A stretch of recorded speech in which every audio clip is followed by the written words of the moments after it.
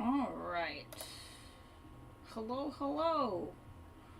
Welcome into some Planet Zoo time. Can start with a little bit of a tour, I guess. I was kind of waiting for... kind of want people to get here. So I what is happening here? The lemurs? Why, or is it stress again? Or do I have stress lemurs again? Yeah. Space. What? Oh, it's this glitch. Okay. Well, we'll start here then.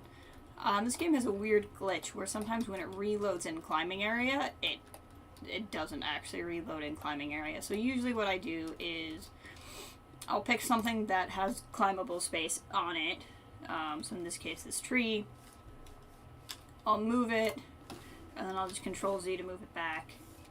And then it will force the game to recalculate climbing space, and then it will make the lemurs happy. Yep, and then we go from 0, apparently, to way more than they need.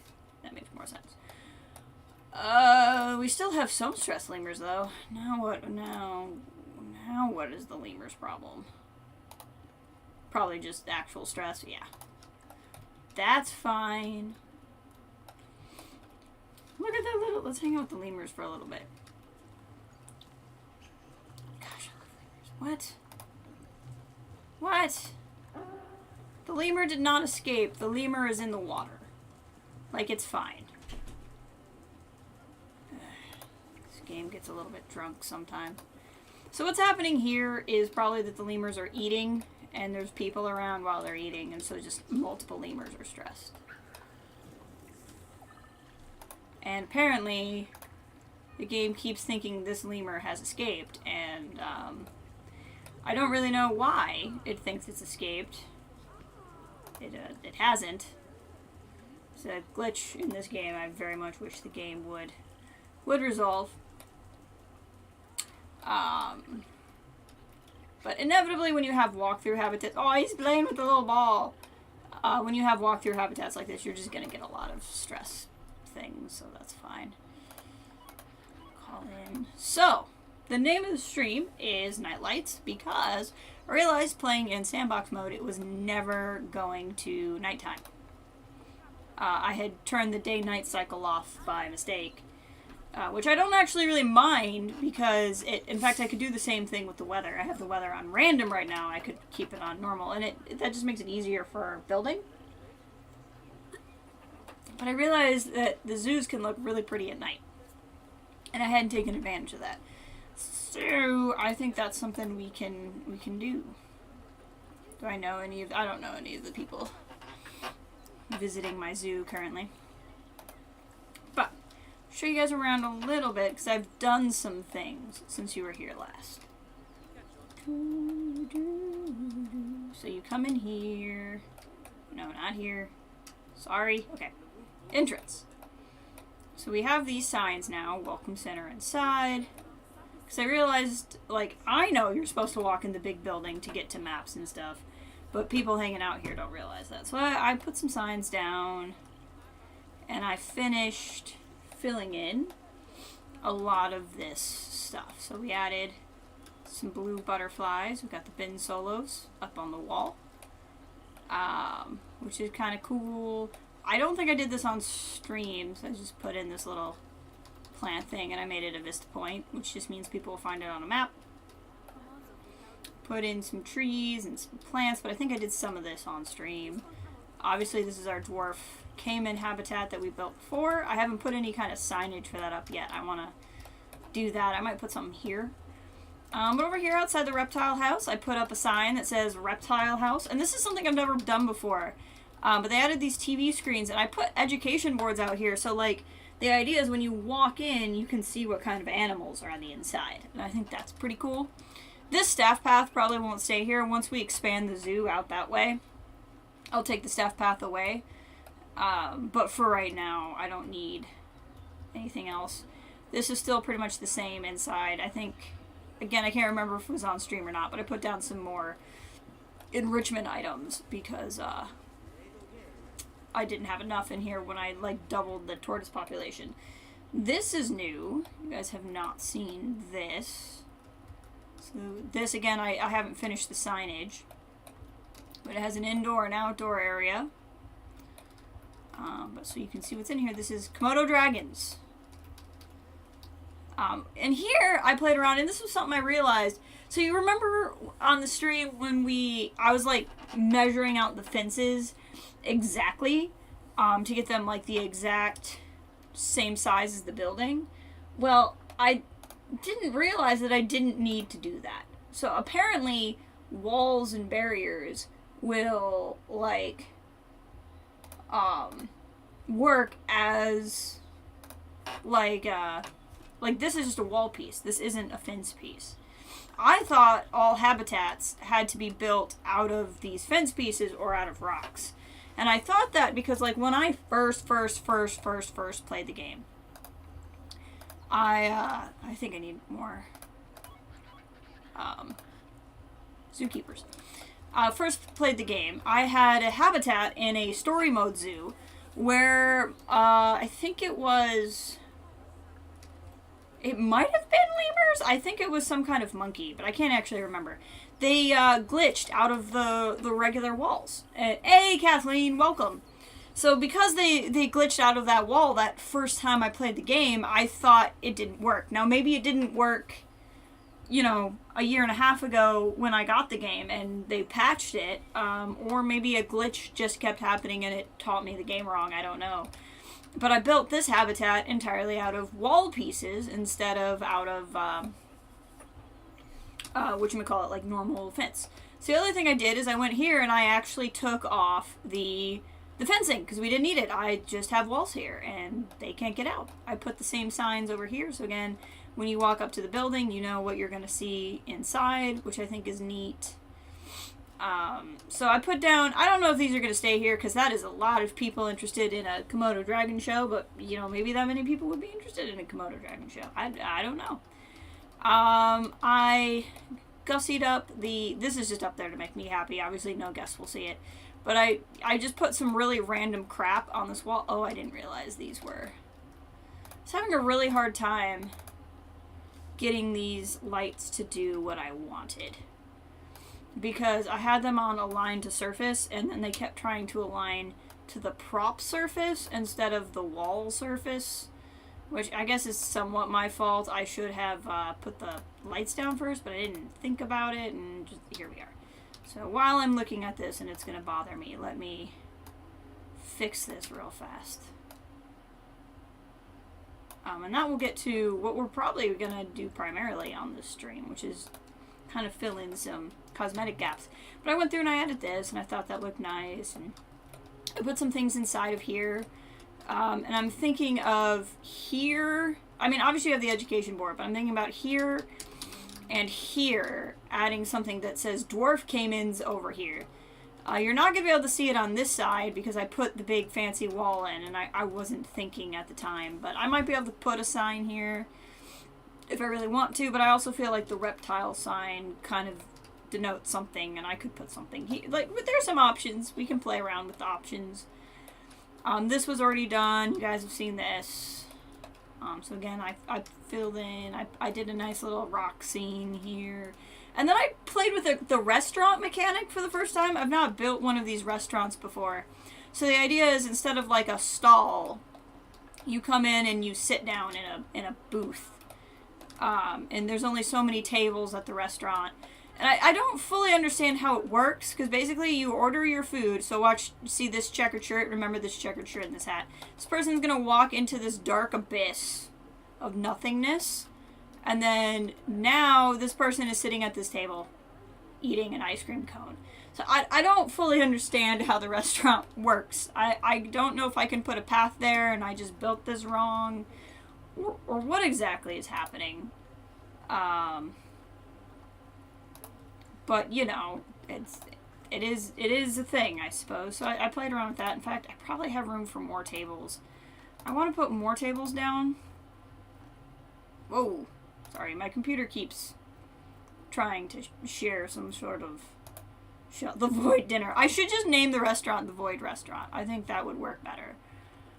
Let's go. I I guess I have room for another table here. That's fine. I don't want to make it too crowded, but I really want room for more people. Yeah, that's fine. I'll put that here. So, I'm going to click on the restaurant proper, and then I added a bunch of this cosmetic stuff. So we're going to go into tables, link tables, and we're going to add this one and this one, and now there's going to be more tables. Why are my guests not very happy with this restaurant? I'm going to assume it's because there's a long line. Does it tell me why guests are only here? It's just because it's busy. Yeah, that's fine. And that's going to happen largely because I don't have a lot of other food places, so that might be something else we do on this stream, is build another food joint. The other thing I did off stream was, so remember how, well, actually I'll show you over here first. Climbing house, I just decided to name it the climbing house instead of the monkey house, since there's 4 species and only one of them's a monkey. So I added this in first room, these lemurs, in second room, these 2 guys. So, you know, all of this is the same. You've seen this before. So in here, remember, you could put capuchins and eaters and tapirs together, but we didn't put tapirs in because for whatever reason it didn't say guests can enter the habitat. And I was like, well, I wonder what will happen. So I bought some tapirs and put them in the habitat, and then all of the guests freaked out and started running. Like, they were like, ah!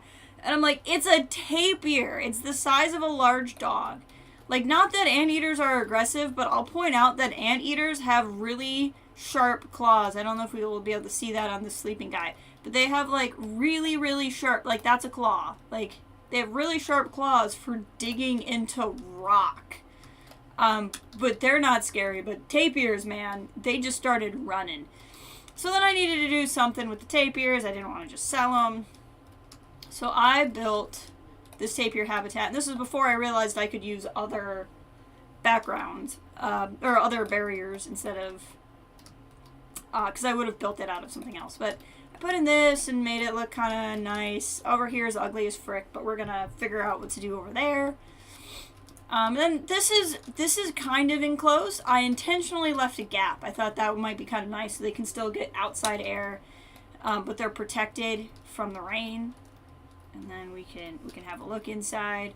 This is the Bard's tapir. They're swimming. I put a nice little waterfall in there. Sprinkler and the rock. And then I made this actually I might have made it on stream, terrifying tapirs. They're almost as scary as the void diners.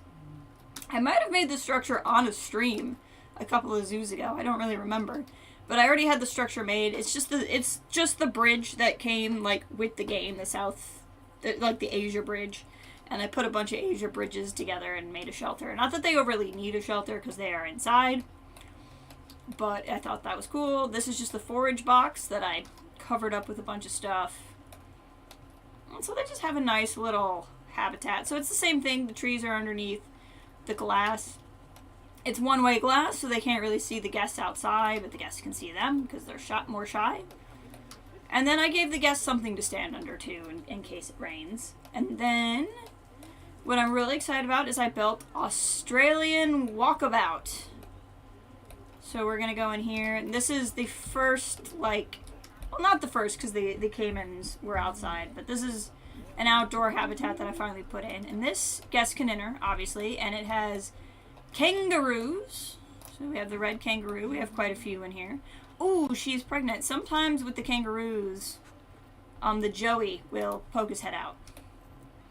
If we sit here and stare awkwardly at her chest, you might see the joey. But I got to put in some kangaroos. I thought they were pretty cute. It does happen. It's just like really random.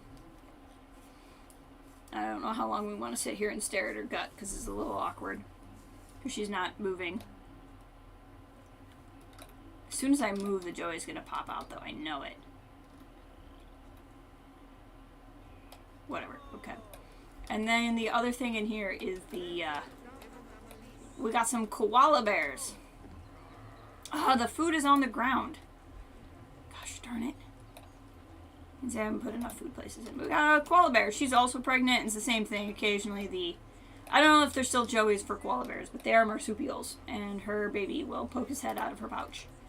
So I built them, like, a climbing spot and everything, and I put all their stuff in one place, and then they were still crawling on the ground all the way over here. And I was like, well, I was really hoping you would only utilize the area I built for you. So then I built them this skywalk that they use, but not for what I wanted to. Anyway, I was just having arguments with koala bears. I wish I knew if this has to be kangaroo food, because I'm pretty sure the koala bears only eat eucalyptus. So if that's the case, then I just need to go into habitat, food stations, and we'll grab more feeding stations for these guys. Now I did change the composition of the ground, so let's see if everybody's still happy with that. You are, and you are, so we're good. So I built that. I did not build the sign on this side yet. I only built the sign on the other side. But this is set up eventually to continue the path that way if we need to continue it. I think the next area I want to build, though, is behind. Because we haven't really done anything back here. And then, yeah, we have the Komodo dragons. So that's everything. That's the zoo so far. So I think we're okay. I'm gonna add staff. I'm gonna add another zookeeper. Their animals are fine keeper-wise right now, but it won't stay that way. Anyway, the reason why I named the stream Nightlights is because if I go in here and change the time, these lights are things I added. So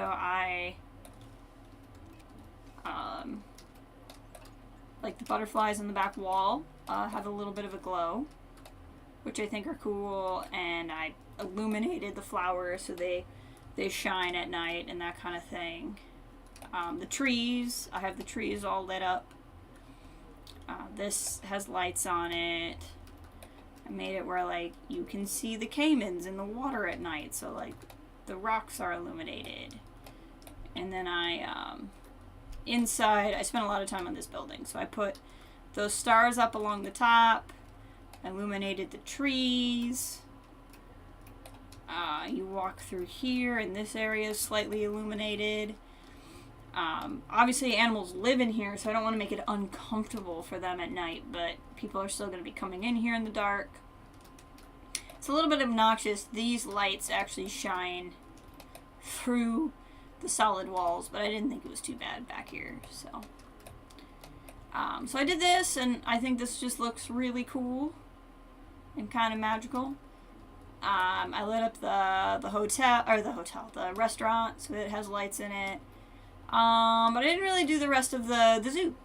So, like, all of the climbing house I need to go through and make it look pretty at night. And so I kind of want to go through and fill in a lot of the areas that we've done up until this point before I keep going. Thank you, Kathleen. I appreciate it. I gotta figure out what I want to put here. I could make another restaurant. I could extend this restaurant as it is. But I think what I might do is actually just put more food in more places as opposed to making this bigger. This isn't really big enough for a habitat. I tried, it didn't really work. And then the other problem is you'll want another path because I don't really want people stopping to look at habitats from the main path. I've had that problem before. It's really tempting to fall into, but then you have the issue of crowding, and we don't want to do that. And that's part of why I didn't finalize what goes here, because I might make this reference whatever goes here. I thought about putting more small animal exhibits in here. So, like, putting them along here, but you would actually walk away from the main path. So this side here, was like that pathway that's auto-generating wouldn't stay there. I would get rid of that and put a wall in its place, so you would actually have to walk in and around. And actually probably make it a little bit of an interior. That's what I'm leaning towards right now. I just haven't done it. But I want to, like I said, finish lighting what I have. And obviously I need to fill something in here. And same goes for the other side. I haven't put anything here. And I'll probably put some stands, like some more food stands or something through there just to kind of add. But we'll see. But now, let's start with the tapir. That way I can kind of show you guys the basics of what I'm doing. So I'm going to go to construction. I'm going to go to lights. I like to use these decorative lightings, and I like to get this new world lighting. It's literally just like a square.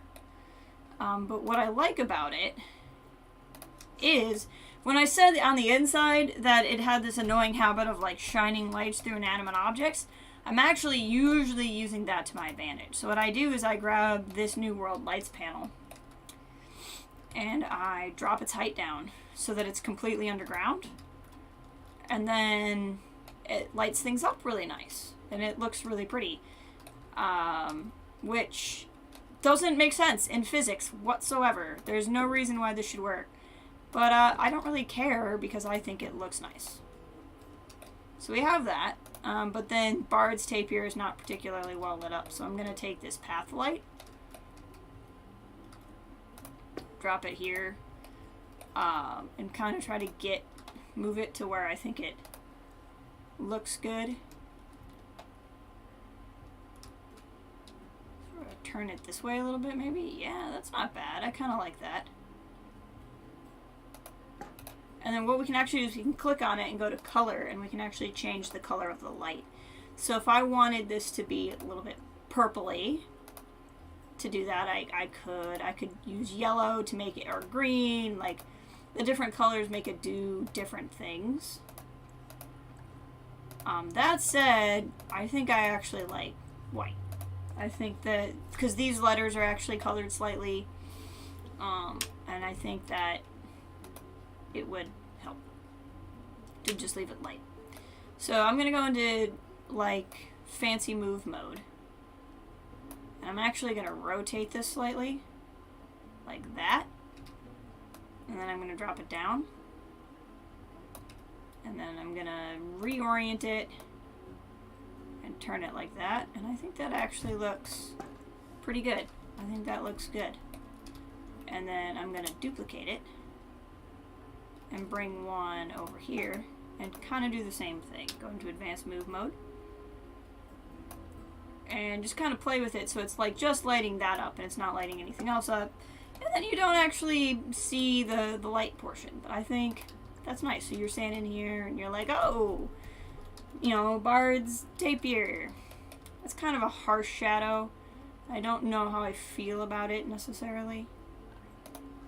So I can go back into this and I can try dropping one of those in. Kind of like that better. It doesn't look too obnoxious on the other side, so I think we'll leave that like that. And that just brings a lot of attention to, like, the name of the habitat. So then we're gonna go in here, and I actually really like these new world path lights a lot. I don't actually mind being able to see them either, so I like to, like, kind of dig them into the side like that. We're gonna put more of them along this side. Sometimes they have a tendency to cause the light to reflect on the glass, which I'm not always the biggest fan of. So we can certainly light this side of the path, right? Like, that's not going to bother anyone's day. And we can put some of these down, you know, here on this side, where the glass doesn't really do anything. And then the question is, do we want to put anything else here? And really, to answer that question, we're going to need to go in and light this habitat. Now, again, I want to be a little bit careful here, because not that I have to. The animals aren't going to become unhappy if I have bright lights in their habitat all the time. But, you know, I just think that it's nice to kind of consider that. So I'm going to go under the water and go back to this. I don't always notice a whole lot of difference between the flat ones and the circle ones in terms of the lights, but I like to I like to drop these into the rocks because it just adds a lot of definition around the rocks, and I think that looks good. And then we're going to go under the water here and kind of light the plants up. You know, it's almost like creating a pseudo jacuzzi.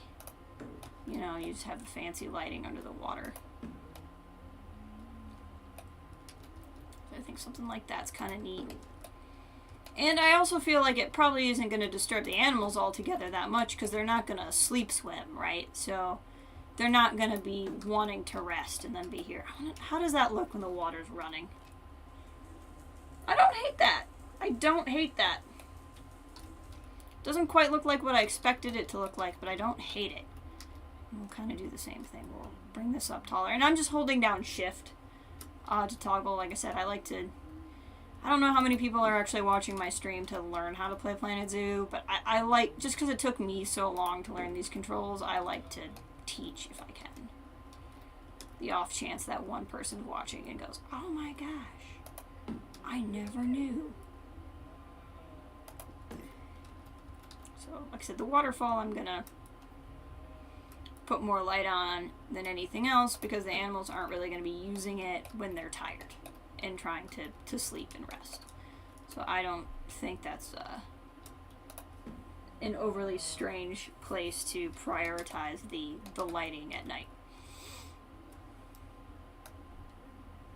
Just gonna kind of pick some stuff that looks cool there. And you can just pop out and... I mean, there's a little bit of a reflection. I think if I actually go here and pick, say, like, cloudy, and let it transition into cloudy, that actually might make that a little bit easier. I like to put lights at bases of trees, just because shining up into the trees I think is really cool. Like that.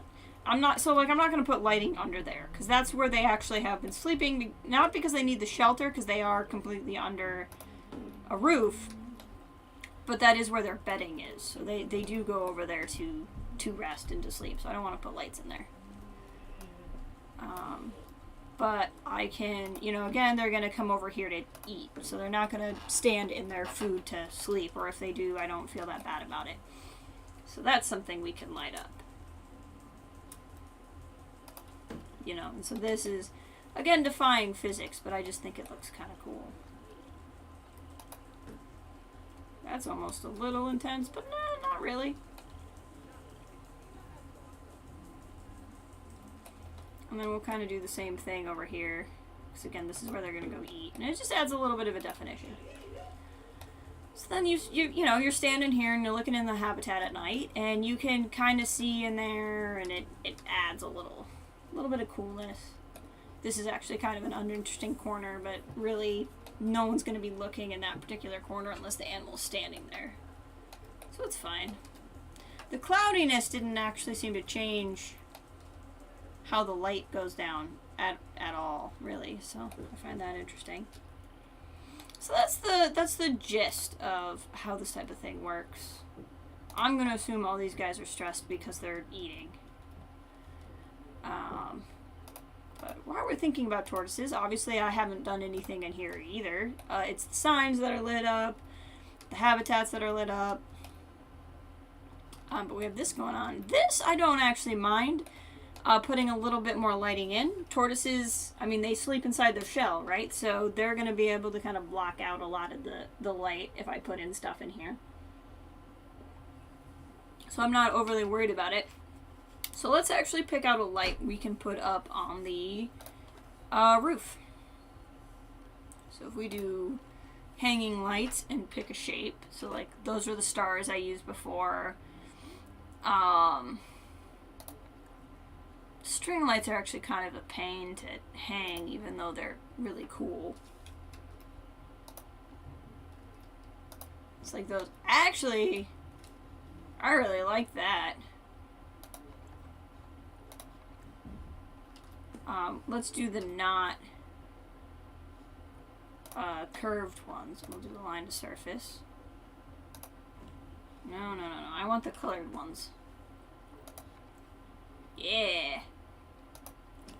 Yeah, that looks hip. I like that. So we're gonna go through. I like the different colors. I mean, they're called festive lights, which is just like the game's very nice way of saying Christmas lights. Obviously festive is more all-encompassing. But I also feel like they're just multicolored lights.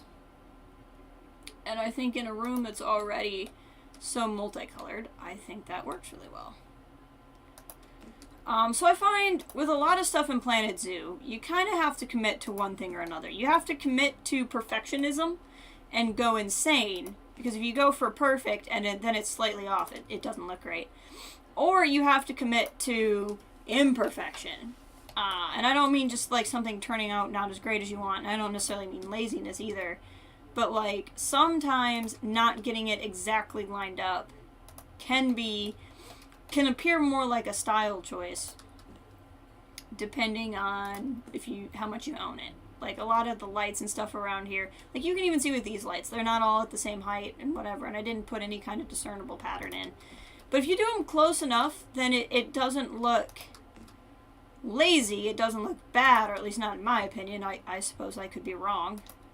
Lazy people rarely notice that they're lazy, right? That's kind of part of it. But I think there's also something to, at a certain point, like, I'm not going to worry about these corners being exactly there, because if it doesn't look like you're going for perfect, then it doesn't really look bad when it isn't. So if you kind of just take a deep breath before you even get started, you know, it's fine. So I just like to hang stuff up and then make sure nothing's like randomly floating in a weird way. But I think that looks great. I think that looks really fun. And then the other thing I like to check is to then go back into daylight and just make sure that it doesn't look stupid in daylight. And it really doesn't. They just look like, I mean, they clearly look like lights. They're clearly out there and aware, but you know, I don't think it looks bad by any stretch. Okay, so we have that up, you know, and those are there, and I think that adds a lot. So we're going to go back to the panels like I had before, I think, for a lot of in here. But we'll pick one, put it on the ground, and then we're actually going to change the color. Maybe something, yeah, a little bit more blue. And then hit move. Oh, and we'll turn align to surface off. And then we're going to sink it in. So this is going in underneath. Ooh. That is apparently not visible, so we won't go quite that deep with it. Huh, that doesn't really do... I wonder if it's because the color is too... Yeah. Yeah. So it is there, it's just subtle. I'm going to hit duplicate. And we're going to kind of keep adding it in here. And that's just to kind of give it a little bit of a glow from down below. And then we're going to kind of come in. And I'm going to use the blue lighting for a lot through here, just because then it won't be quite as bright. And I think it'll just be kind of like a subtle way to light up a lot of this. I could potentially mix the colors around. I mean, the problem with the blue is it's not altogether that different from the moonlight. But I also don't think that's really a problem either, because then it's like... Then it's almost like the explanation is the light is the moonlight. You know, to the guests at least. And they don't have to know that that's not really what's happening. You know, because I don't necessarily want to make this look like day at night. You know, the point is really more like, you know, I think if you go around a zoo at night, you go around a zoo at night because you want to be in a zoo at night, right? Like, you want to see something really cool and pretty. So I think this kind of works. So, like, you would go in here and you'd be like, oh, this is really neat. I like how all of this looks. You know, there's nowhere where you're really walking around and it looks dark and dangerous. Like, this is a a fun area. And then I'm gonna go up here. And like, it's gonna do almost nothing up here because this has all those lights shining on it. I'm still just gonna add some on top of these other ones. Just because I think it, you know, we'll know it's there. It adds a little bit. That's even just when looking at it, you know, it shines some light in the other direction so it's not really like a silhouette. Whoops.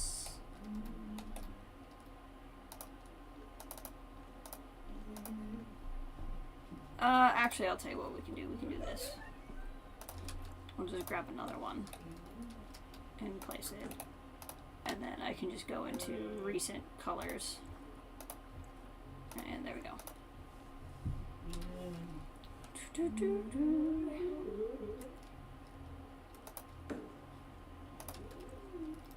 There we go. And that's gonna solve that problem. There we go. It's like now things in here look kind of cool, I think. And this is definitely very busy, so this is why our tortoises keep having problems. This is like a neat little place to hang out in. Eventually I'll add lights to this path and everything also. I'm gonna kind of wait for to know, right, like what I'm doing over here. Cayman's getting fed. The Caymans are getting fed. Oh, no, she's refreshing the pumpkin. So we have 4 Caymans now. We have the two, the mom and the dad, and they had 2 baby Caymans, which is pretty cute. I think these are our 2 juveniles here. Yeah.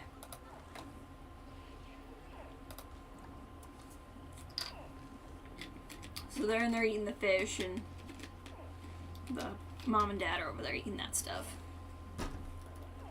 So you can kind of come in and, like, we can click on this lady.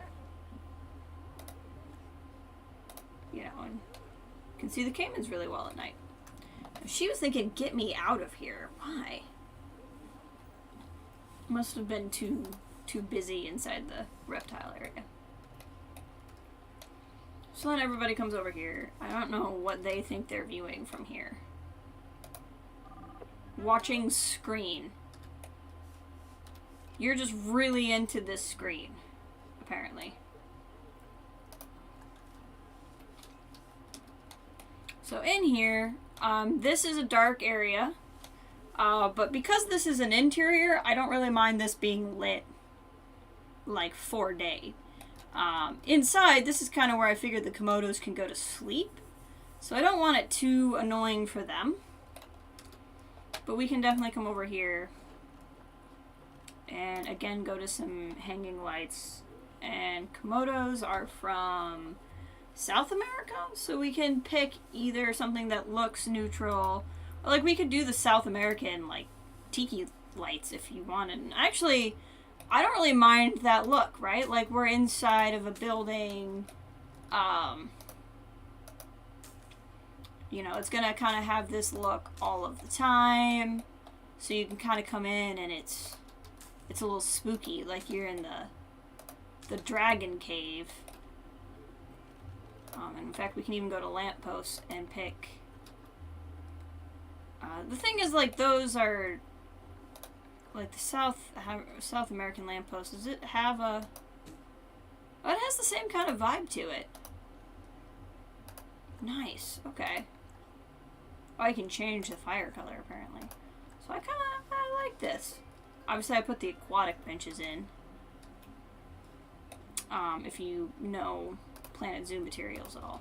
But again, I like this too because it keeps the room well lit. I don't want people going in and wondering what the heck's going on in here. But it also then doesn't make it really bright and obnoxious for these guys. We'll come in and do the same. See, like the Komodo dragon there is going on to their little Komodo dragon bed. So we'll put some lights in here that kind of light up these things. But we're going to keep them sleeping, you know, to be largely respected. Because I think the Komodos need... Oh, look at a little sleeping Komodo. He's a sleeping Komodo. Hi! Good morning, sunshine. Oh, it's a big, beautiful lizard. I love lizards.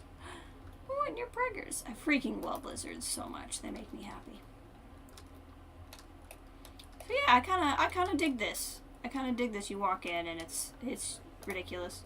Now let's go in here and search everything, and we're gonna do Komodo dragon. Apparently I can't spell Komodo dragon. Is that what's happening? No, we just only have this gecko painting, and we just don't have anything that is specifically Komodo dragon related. I was gonna say we could put in like a statue of a dragon, but it does not appear we have them. We have caimans. I mean, those are kind of close. I think what happened is a lot of these are like reward statues. And I haven't done a lot with Komodos. But see, like, you can even just hear looking at it. He's like, oh, why'd you wake me up? I know. But like, you can see really well the Komodo dragon drinking out of the water thing, as they both kind of hang out in here. So I like that. I like that a lot.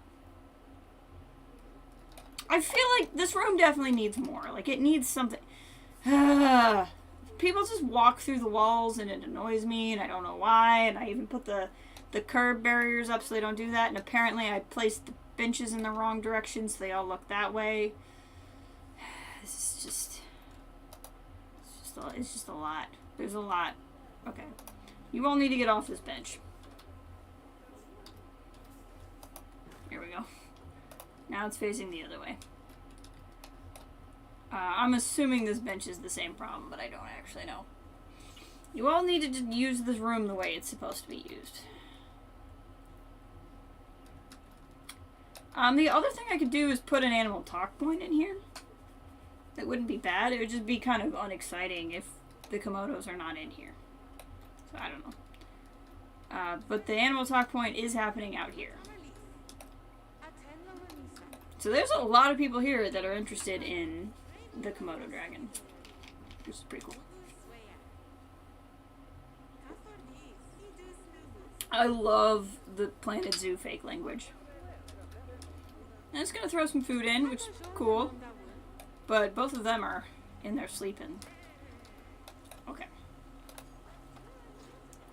So then we'll go back to lights. And we're gonna kind of sink this into here. Just to kind of show off that texture, I think.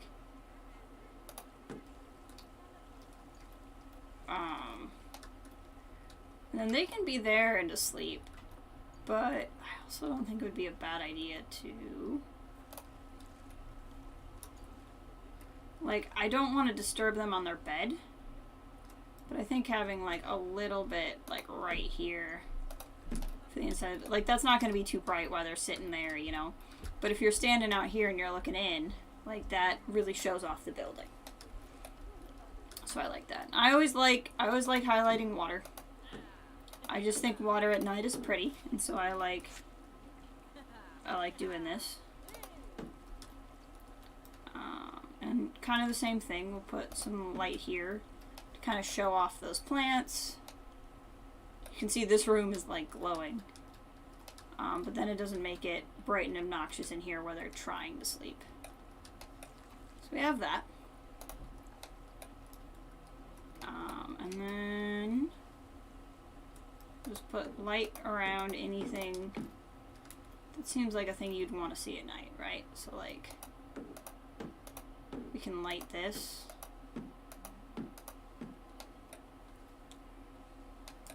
And we'll just kind of go through and like show off the rocks.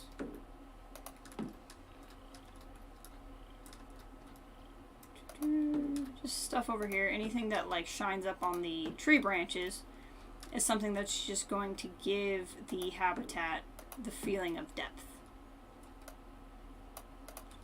Like that. Because again, remember, in Planet Zoo, we only want to pretend we care about physics. We're not going to actually care about physics. So if I'm standing here and I'm looking into the habitat, you know, I'm just trying to see, like, what am I trying to look at? You know, what's something that I want to make pop? And that looks pretty good. I think back here looks really dark abyssy, which it is, but we can, you know, put some of that around the back wall. And the idea is the animals go in the back to sleep, right? So if we are, you know, we're going to assume we won't disturb them with any amount of light we put outside, because if they are outside at night, we're going to assume they want to be awake.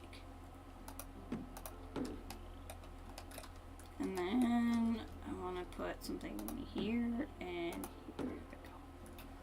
So now if I'm standing here looking at the habitat, that just looks more exciting, right? Like you kind of look around and you're like, ah, yes. There we go, that looks better. Here comes one of the Komodos, actually.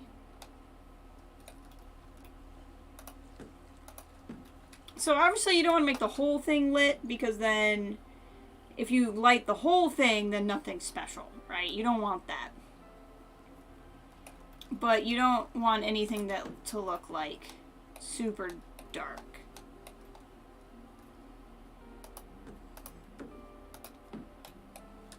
You know, the idea is, you know, think James Bond villains with the Komodo dragon. You want to be able to see that person you just fired getting eaten, no matter where they are in the habitat. And that's something we got. What's something we got going here? There we go. And if we come over here and look at it from this angle, we're gonna see like a few other spots. So like I want a light there, and I want a light there, and I want a light there. I want another one like there. There we go. I think that's good. Maybe some more backlight on that and some more. There we go. Yeah. I think that's nice. Now again, we can put something here. I think putting something here would add a lot. So what if we did facilities, media devices, visual devices, align to surface. We could put like a bigger TV over here. Like that. And that can have, let's say, big thing about deforestation. Why are you not lit?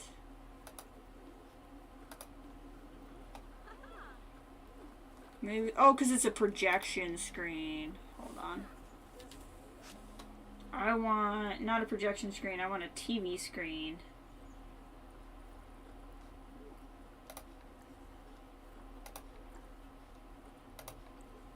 There we go, this is what I'm looking for. This is something that's going to be lit up on its own. And we'll pick deforestation. I want something with like some green on it. Ecotourism is good. So yeah, now there's that big TV there. It's going to be like, learn about things. And then here we can put like Komodo dragon. You know, so people know there's a Komodo dragon inside. So like for that, we can go back into construction, shapes, letters. That's a pretty decent size. Let's go. No. I use this set of font a lot just because I like the size. Komodo dragon. I just think that might be a little bit big for what I'm trying to do here. That's way too big. Let's go back to this one.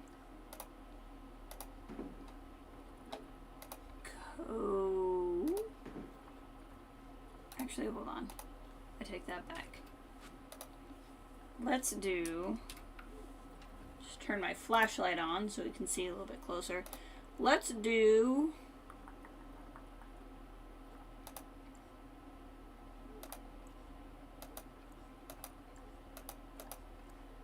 Yeah, I like that. We'll do that color. Is there a reason why you're not picking the same color? Usually it's kind of smart and it knows what I want it to do, but it's not doing that in this case. Okay, well, we'll place all of these down and pick the font just one time then. Komodo.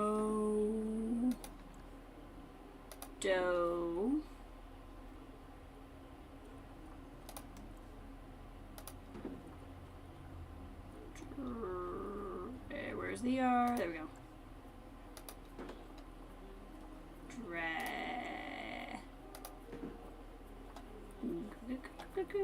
I can spell faster than this, but you know, the finding the pieces is harder. Komodo dragons. Pardon me. I am drinking root beer, so it's having the typical problems that root beer often has. We'll just highlight all of these. And then go into color and pick that color. Excellent. And then we'll go into signs, wall signs, and there wasn't a Komodo dragon one, we already looked, but there are generic pictures that will work. So like we can go in here and pick, you know, some nice leaves.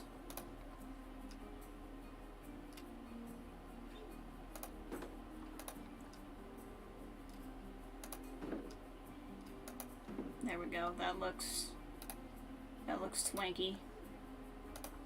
Now let's look real quick what that looks like in the daylight.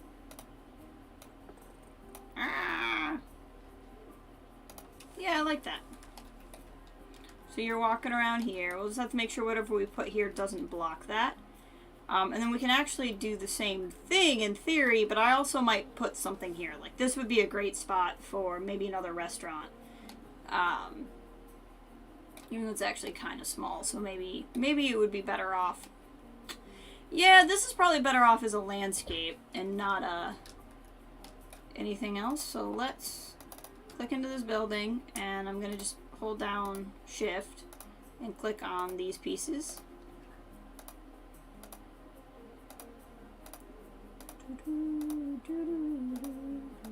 Click on the leaves. Over here and hit duplicate. We're going to select this group. Is that hovering off the wall? It is a little bit. Oh, I just did something. There we go.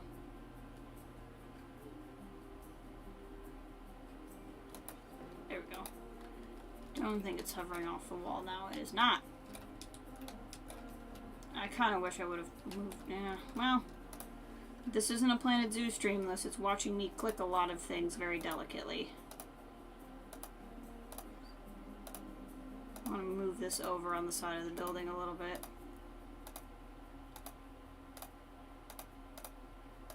So highlight all of them, hit X. Drag over like that. You can see they kind of got a little bit lost in translation there. So I'll hit X and go into advanced move mode. And I'm guessing what happened is this wall isn't exactly flat. That's probably something I screwed up somewhere along the line. But no, that looks fine. It doesn't look like it's hovering off the side of the building really. So you can walk around here and be like, oh yeah, the Komodo dragons. That's what's there. You know, and kind of have an idea of what's going on. And I can actually build kind of a nice scenery thing here just to have a cool something.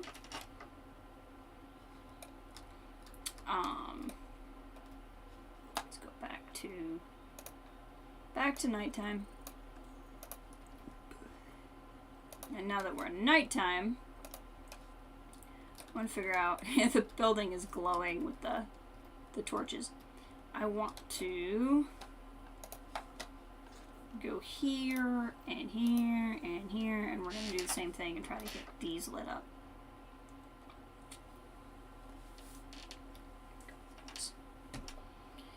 Okay.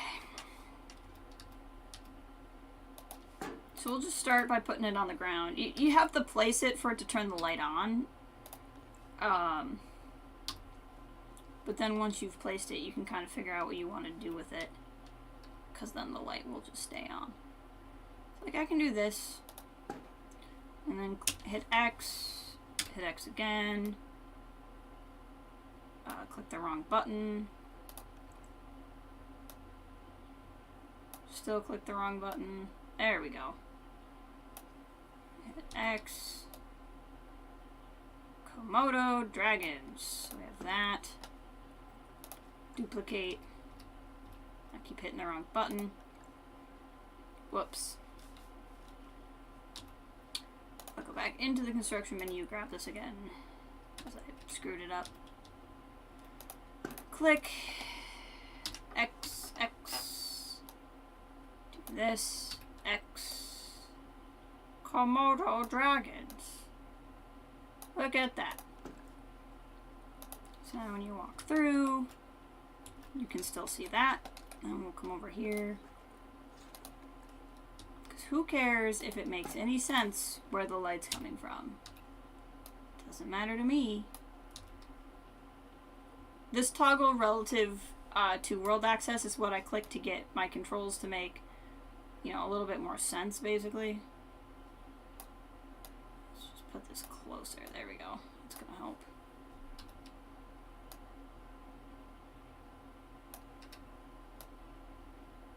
Komodo dragons.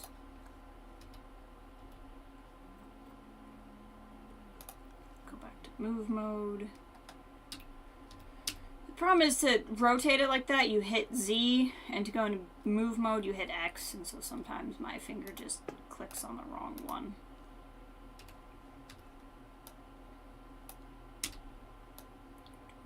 Komodo dragons. Hey, John and Lyquin. Welcome, welcome. Didn't see you guys drop in. Hope you're doing well. John, how'd your stream go? Saw you were back to Battlefront 2. Lie, it's been quite some time. How are you doing today? We're playing a little sandbox mode today. We're at night, placing some lights. Because I put a lot down, but I put down in the daylight, and I haven't really lit anything. Now here, I do want to put down some paths for when people are walking.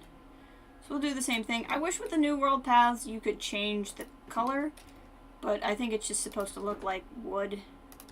You can change the color of the light itself, but you can't change the color of the casing for the light. Doing good. Been busy with new job and life stuff. Excellent! I hope that's good news. New jobs can usually be good or bad news, I suppose.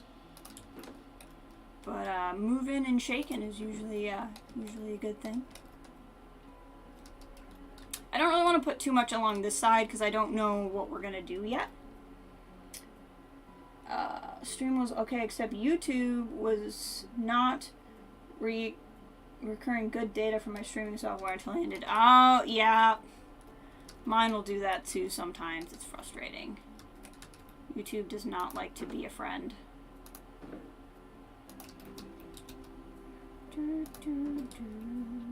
So I'll put some of this here. And like maybe we'll build this in a little bit better. Again, I don't want to do too much construction until I know what else I'm putting where. So for now, I'm just kind of putting this stuff down. But we'll see. This is what I was talking about too, about the difference between like kind of embracing the imperfection versus embracing the perfection, right? Like these aren't super lined up. More money, better hours. Heck yeah, that is good news. Congratulations. Love to hear it. All Alright, so this is all kind of good to go. And then you just kind of phase in here, and oh, that looks so good. You can watch the big boy play with the thing inside. Oh, that might be the lady. Hold on.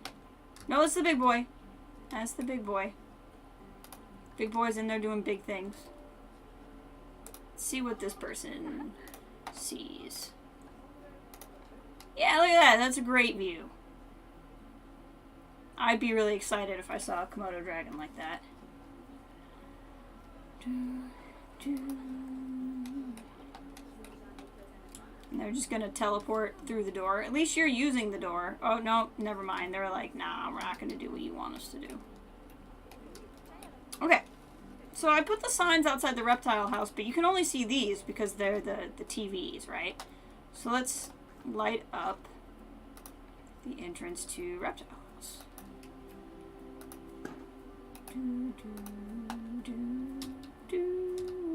So again, we're gonna rotate this slightly like that. I'm gonna overcompensate for above, so when I drop it down, it'll work. And what I'm actually gonna do here is I'm gonna hit Control X. That way it will let me move and copy. And I'm gonna do that because that way I can keep all of this in a line. Here we go, I like that. Let's bring one over here and hit that reptile part a little bit better. And we'll hit one up over here so you can kind of see into the building a little bit better. Now eventually I'm going to want to put I'll put landscaping in here, I'll put some plants, and then we'll underlight those as well. But I have not put that in yet. So we're still just kind of largely going through and doing things for the area that's like already here. And then we can go in and fancy up other things in a minute. So here I'm going to go education board. I'm going to pick the same kind I picked over there. And we're going to click on this. Facilities, screens, habitat board.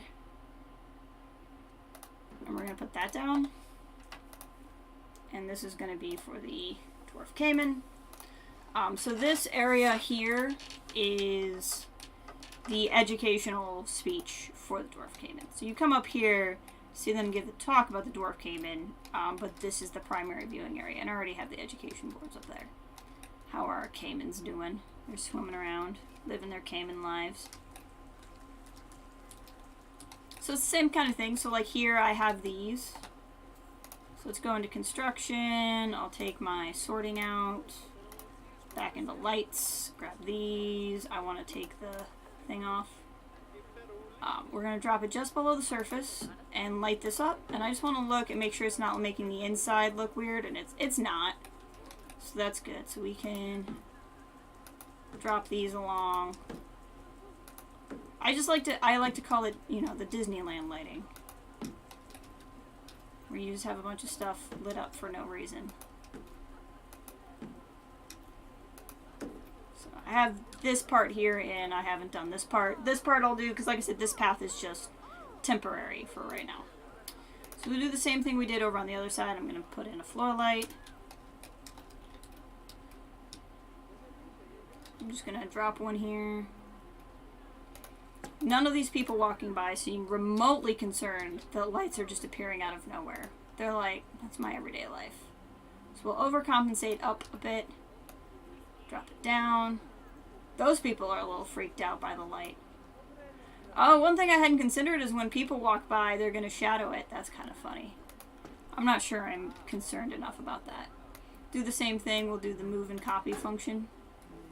Oh, that just moved it. I didn't do move and copy, apparently. There we go.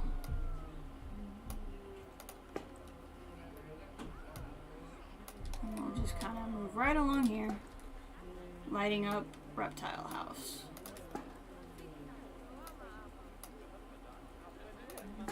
There we go.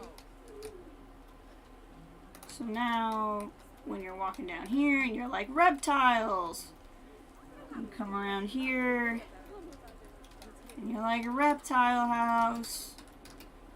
And we'll fill in the rest of this later when we do more, like I said. And So everything's looking real pretty. This is just still overcrowded, but that'll get fixed eventually when I have more to do over here.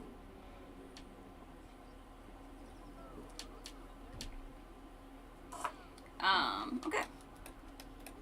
So that leaves 3 more habitats to light. Now, part of me wants to light up here. Because I can see it and it would make me happy, but if I do that, then it's going to cause, like, well, weird. I was going to say it would light underneath here weird, and I'm not sure I care about that. Let's just experiment. Let's see what happens. So if I drop this in just below, that's going to look cool, and that's going to look fine. Well, there you go. That answers my question then. We'll come through here. No guest will ever see it, but we see it all the time whenever we scroll past, right? So there's nothing wrong with making it look pretty for you, if you want it. There's also nothing wrong with saying, no guest is ever going to see this, I'm not going to care. Either one of those are valid responses. But I only added the plants on top of this thing for me to begin with, so I might as well do this. Just drop a bunch of these through here. There we go. And then come down. Does it still look fine? Yeah, it looks fine. Excellent. So here's where I think we could put like a dwarf caiman sign. It's like right along here. So we can do art shapes, letters, and it's probably going to be yeah. I don't think that's a bad size. Let's look at one more size just to see. I don't like that as much. So we'll do this. I'll do the same thing where I'll set a color, but I won't do it right now because I don't want to pick it for each individual one anyway. So, dwarf.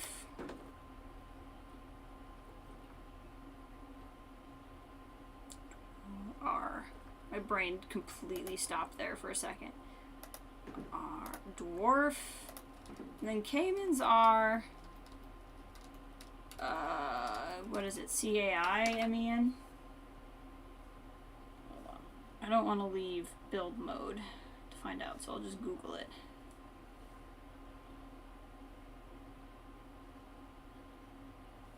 Yep, C-A-I-M-A-N. Do you think it's dwarf caimans, C-A-I-M-A-N-S, or do you think it's dwarf caiman, C-A-I-M-E-N? How does that work? I don't know.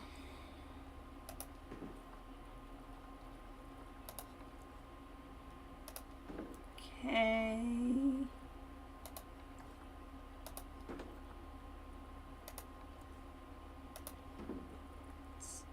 What is... Oh, I could search plural.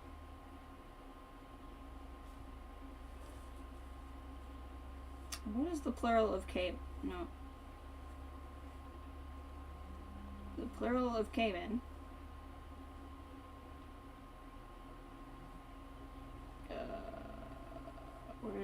Where's the pluralized?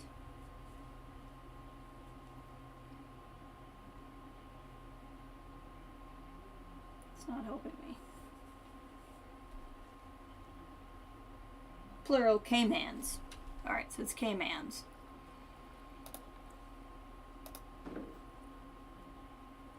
According to Google, it's dwarf caimans.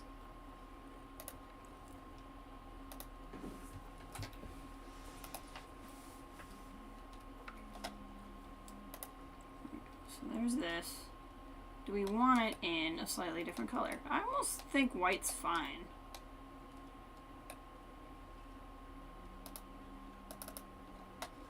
Otherwise, it's like, I guess a nice blue would actually pop.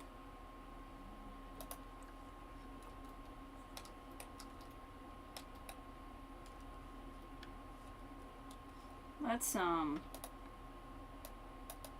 change the time of day.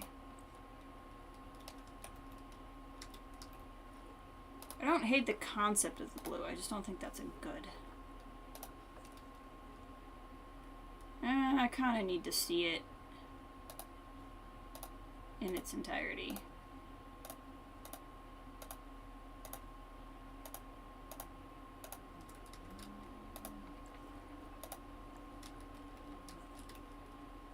I don't hate it. I don't know that I love it, but I don't hate it. But I think what will help is this one, we definitely have cave-in signs.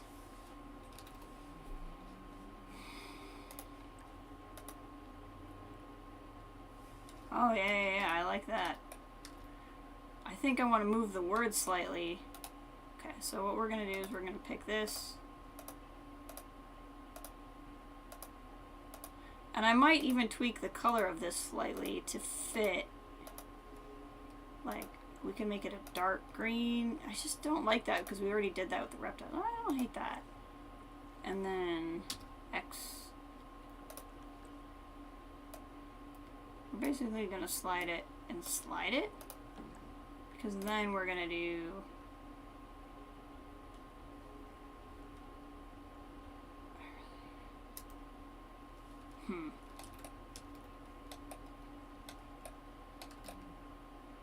So let's put one of these in. And then we'll go back to these. I wish you could outline the letters, but if you can, I don't know how to.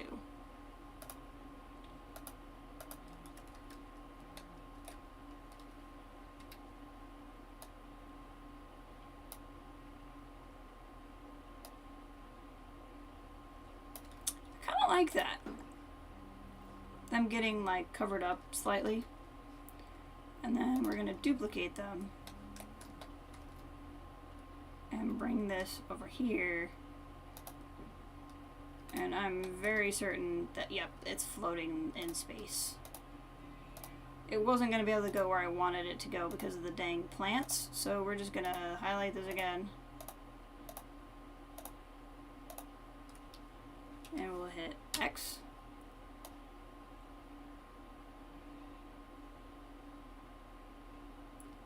Excellent.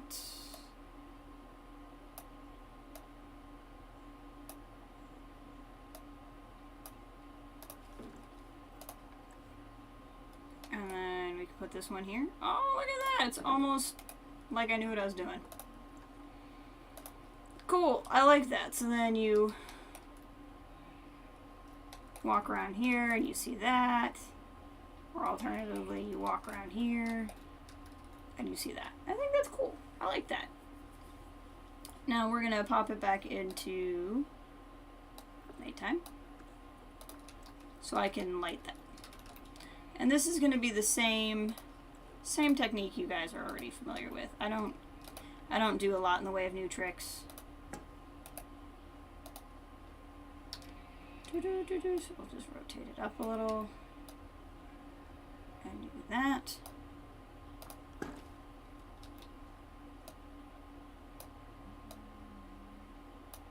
It's not really going to get to the... There we go. I like that. And then we'll come over here. I mean, this area is already pretty well lit, so it's not that bad off anyway.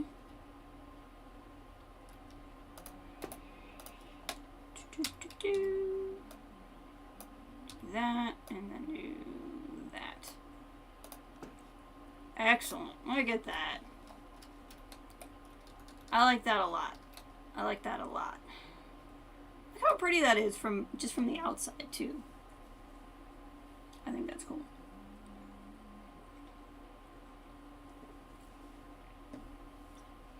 All right.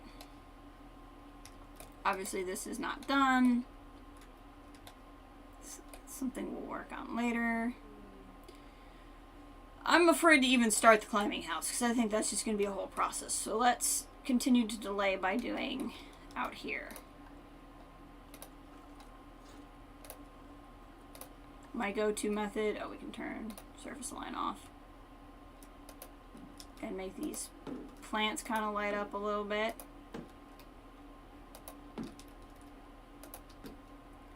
You know, we're almost lighting it enough with the floor lighting. It's just the top part there that's not really getting it. So then we'll go here.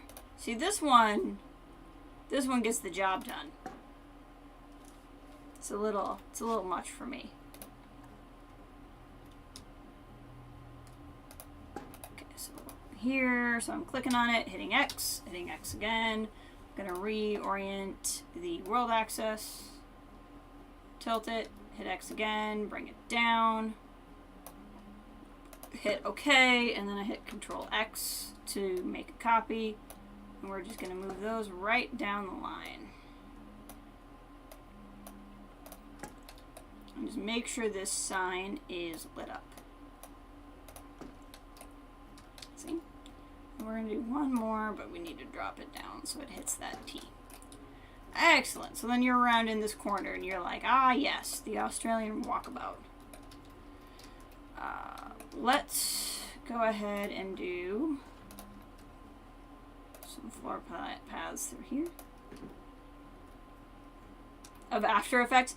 I've heard from people who are like, there's a lot of controls in this. It's basically a 3D modeling program where you also take care of animals. Like, that's effectively what's happening here.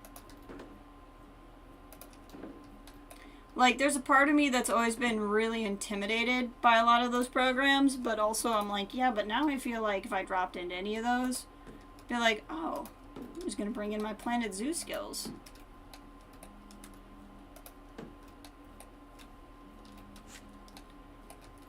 So this is an area where, again, I'm calling it the Disneyfying, where I take stuff and makes it look like this is a work area, because this is a functional solar panel. We're using the solar panel to power parts of our zoo. But then I put, like, here's a wheelbarrow and some pallets. Like, we just legit left wheelbarrows and pallets around, when in reality,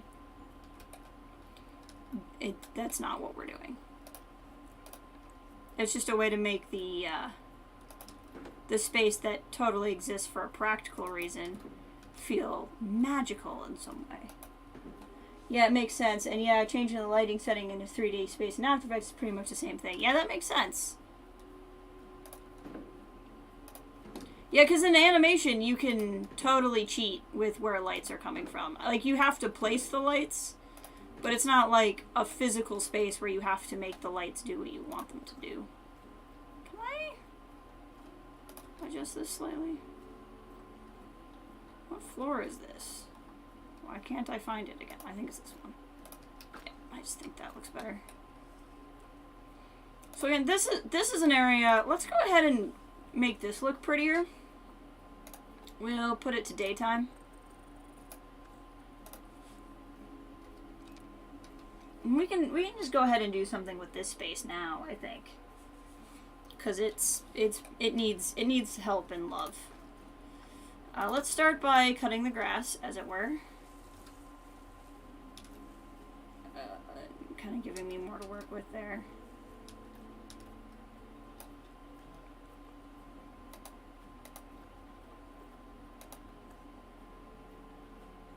Oh, I see what that does. That's not what I want, but I understand what that is now. Okay, so what we can do is rocks. In a lot of ways, rocks are kind of cheaty, but in a lot of ways, rocks will save your life. Oh, that's the waterfall sticking out. I didn't realize I had doing that. So we'll just splap. Like, again, the technical term is splap. You're gonna splap your rocks down.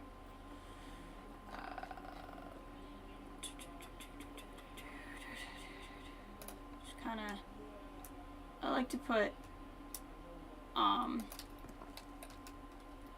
you know, like, I like to tone it with different, almost the same color rocks, but just kind of like slightly off, like that.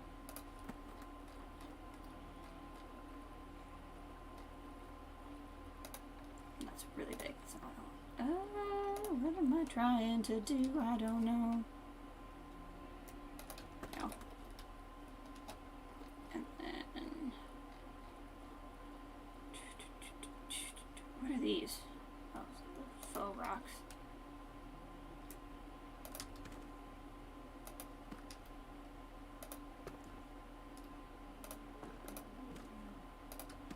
Right, so this just creates like a little space.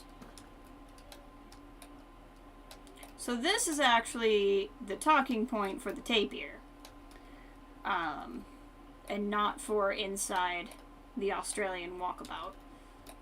What we can do is go into facilities and do the same thing. We're going to grab the TVs. Need smaller TVs.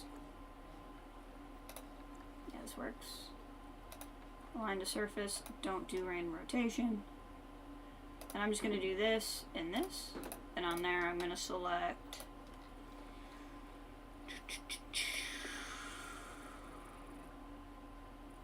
koala. And I'm going to select red kangaroo. And then this select advertisements is like, I think I can click this.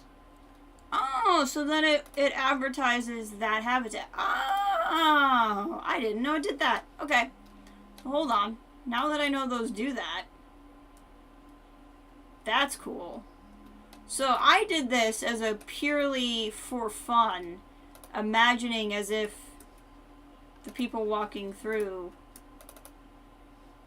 would look at these and know what's inside, but apparently the game has made that a function.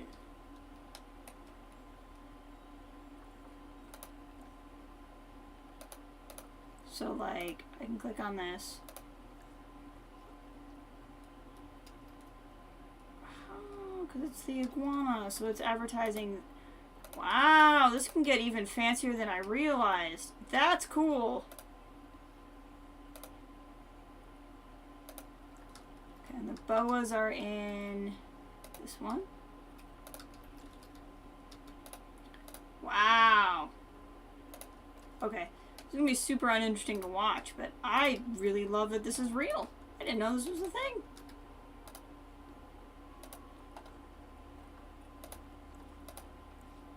And then this is just going to advertise. No. Oh, I mean this. There we go. Same thing here. This is so cool.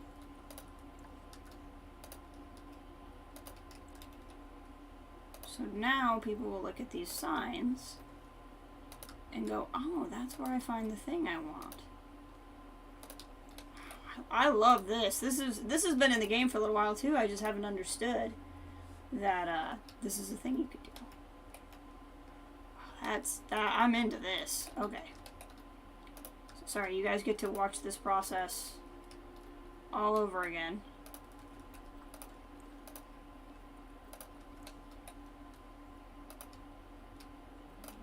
But I think it's pretty cool.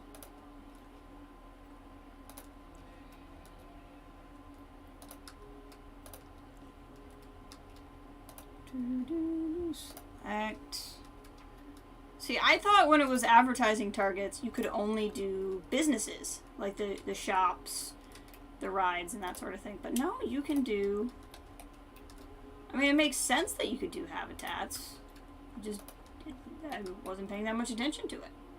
I think that's because, too, when I play this, I've largely, like, avoided worrying about this kind of thing. This is something where I'm trying to stretch out my skills a little bit, and by doing that, that's how you learn about things.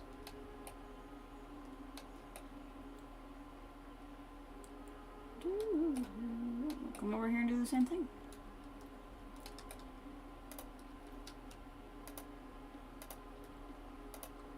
So select.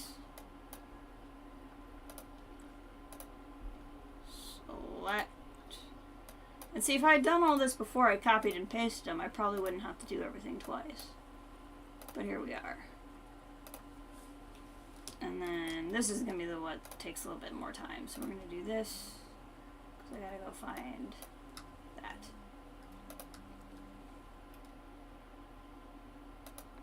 Oh, nope. No, you're advertising for the wrong thing.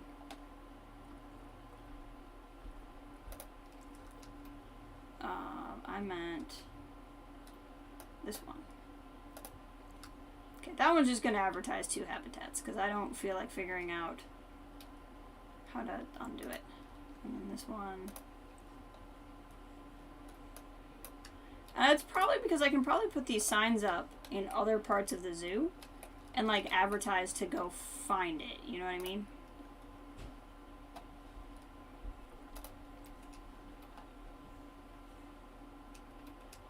So then we'll come over here.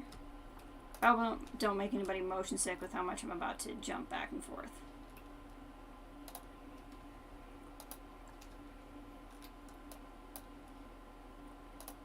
Actually, this works just as well. Just being really zoomed out.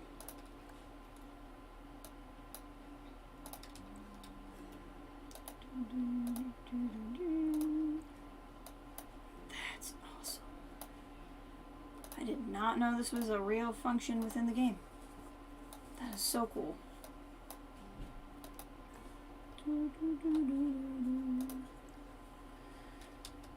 And then obviously I haven't put the signs over here, but let's see if my theory is right. If I come up to these signs, I don't know what I select. If I, nope.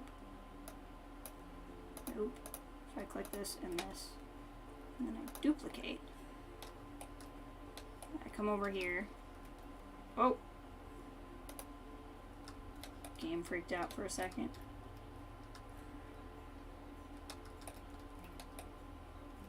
And I come in.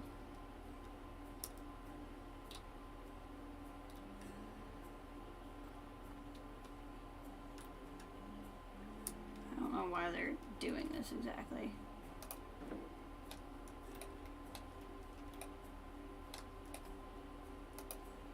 Huh. Oh, because there's no power. Okay, that makes a lot more sense. I can fix that.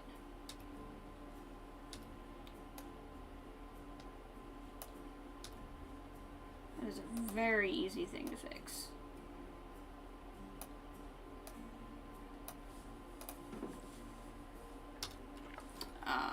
Power. Actually, if I do this and just scoot them slightly,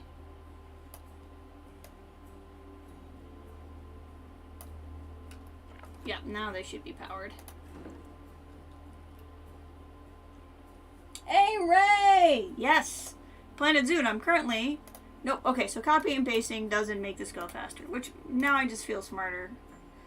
I learned that I can... Oh, that one did copy and paste, weird. I learned that I can put animals on these signs and then attach them to a habitat, and then that'll tell people what's in the habitat. I knew I could do that, like, in theory, but then I thought I was like imagining people read the signs, but this is a way to tell people at the zoo where to find the signs. I think that's pretty cool. So I like that. So here we'll probably just put stuff, and then because this is wider, we'll put the Australian walkabout sign over here. Ah, look, a koala's using the thing. Okay, we're going to take a moment to appreciate the koala using the koala skywalk. It's really important to me that we get to share this moment together. Look at her go! Who are we watching? Sienna! Sienna is walking over the skywalk. Look at her! Look at her go!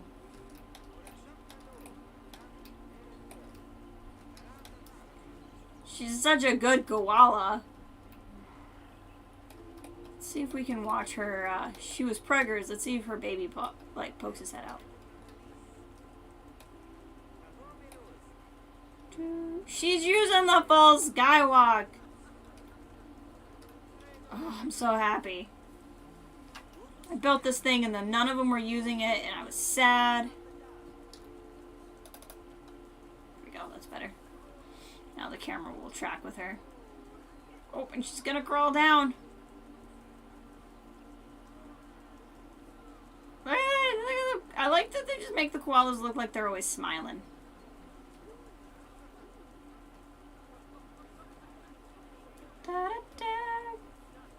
This is just what we're doing.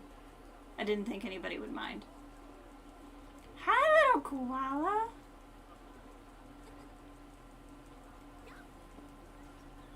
Kind of turn in a little bit. There we go. That lady's really into it. She's like, I came here specifically for the koalas. This is the most exciting thing that's ever happened in my life. That's what that lady's thinking. Look at you! Where are you going? Gonna run? Where's the baby in the pouch? Show us pouch baby. Hi!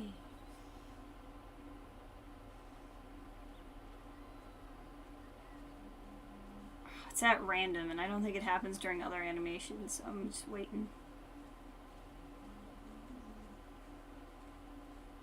Through the grass. Okay. I will catch baby koala on stream at some point. I just don't know. Oh, you're sitting. Where's your pouch baby? That's fine. We'll do that later. Oh good, the food does successfully go up here. I was worried it didn't. Okay. That was a brief interlude of spending some time with some koalas. Don't even really remember what I was talking about before. Oh, there is a zookeeper in there currently. I would like to see the baby. Exactly.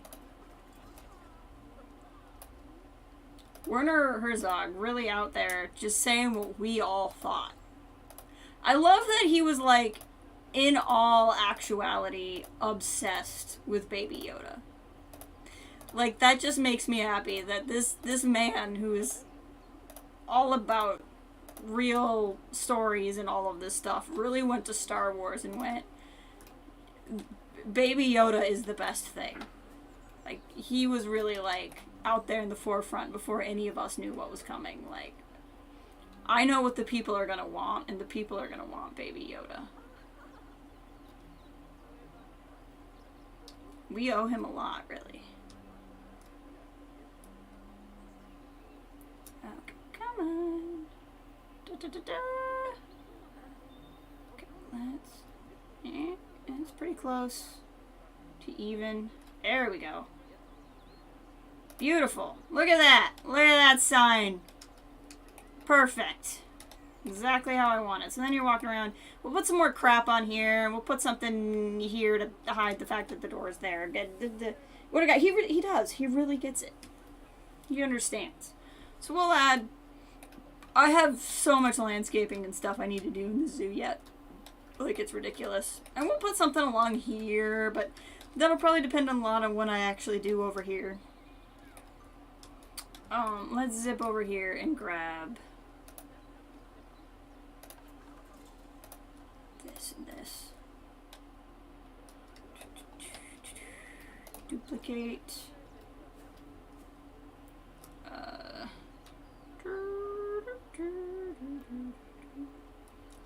These controls are a little weird. Okay.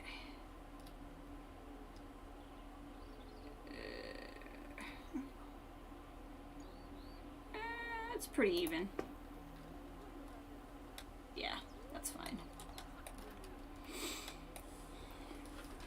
So I'll figure out what I want to do here, but I think I'll do that when I get to finishing in the whole area. Let's go back to what we were doing, which was putting in night lights. Okay. Ew, that means, did we put the, yep, we got this one all lit up.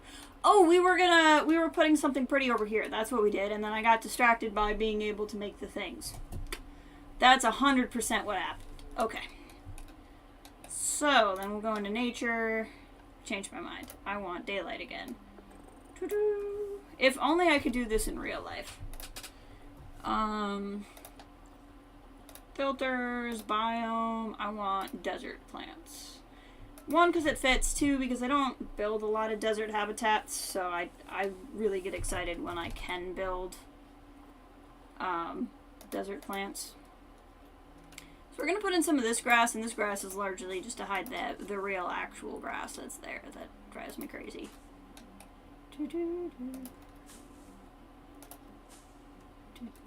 I love the music in this game. Put some plants down. Plants and rocks just go a long way in making it look more exciting than it is. Daytime, nighttime, daytime, daytime. Oh, what are you doing? Oh, playing a little game of daytime, nighttime. I actually referenced that earlier today, so it's funny that you bring that up. I mean, it's always funny, but it's, there's this, so I work at a TV station. We have this guy who works, like, corporate level for places that are owned by the same company.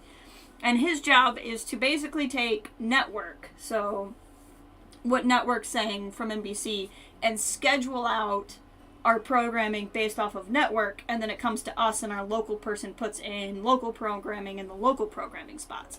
But this guy is just, he's not the greatest at his job. And my one coworker and I get really frustrated by him because we have to clean up after him a lot. Anyway, his real name is Alan. So the other day I was showing her those sketches because I was just like, Alan, because like anytime he screws something up, I just am like, Alan, and so she sent me a email today with our programming on it because he had forgotten to schedule like the specific Easter program we're supposed to have. That is actually coming as an option from Network. Like, Network doesn't have like Easter programming that everybody has to take, but they do have programming you can take as an option. And so she sent me a screen grab of the schedule for Sunday, like, what's missing? And it didn't have the Easter liturgical on it. And so then I just responded back with a gif of Alan. I haven't had those videos in so long. Kathleen is the one who introduced me to those in college. So it was funny that she brought that up. She was the first one that ever showed me those. Take me back the first couple of years of college, exactly, because we're like the same age when those all went viral. Alan, and it's funny because Helen and I, or my coworker Helen and I, like lost it because the two names are Helen and Steve. And for those of you who don't know, Steve is my boss's name. So the first time I showed it to her, we were like doubled over in her office laughing. So like, Alan, no, wait, it's Steve. And we were laughing really hard. My freshman college roommate freaking loved the Alan video. It's so good. I mean, there's so many that are funny. I love the ones with the giraffes fighting. The one I reference all the time is, I think they're otters. I can't remember, but it's two animals fighting, and one of them goes, I'm Wolverine, I'm Sabretooth, I'm Wolverine, I'm Sabretooth. And anytime I watch anything that involves the X-Men, I'm always like, I'm Wolverine, I'm Sabretooth, I'm Wolverine, I'm Sabretooth. I'm not doing the voices justice at all, but that's the one I think of all the time. Those are, for people who don't know, YouTube Walk on the Wild Side. It's this like set of BBC videos that are just absolutely hilarious. And I would not even be offended if you left this stream to go and do it, because honestly, it's worth it. They're just so freaking funny. Okay, that looks pretty. I like that. So then do a little game of nighttime, daytime, and make it nighttime again. It's just, I shouldn't be surprised that you referenced it, Kathleen, but at the same time, it's just funny to me because I literally made a reference to that earlier today.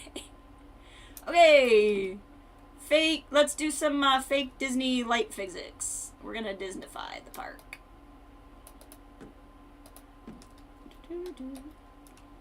Make this all pop. There we go, look at that. I like that. That is like the burning bush of Moses right there. It's so freaking isolated. That's funny.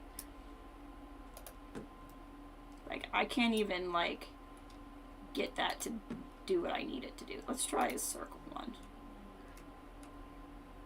Can I have literally any texture? Apparently not. Oh, there we go. Okay, that worked. I haven't thought about them in forever too, so the universe worked it out. Exactly. It was a reference that was meant to be. Look at that. Excellent. I think that's pretty. I think that's very pretty. Let's put some of these down. Oh, yeah. We'll light the ferns up a little bit. I like that. Again, I don't want to get too much reflection on the glass, but I think that adds. So now you just kind of walk down here. I wonder, you know, some dangly lights from that wouldn't look bad. Let's see. I want the...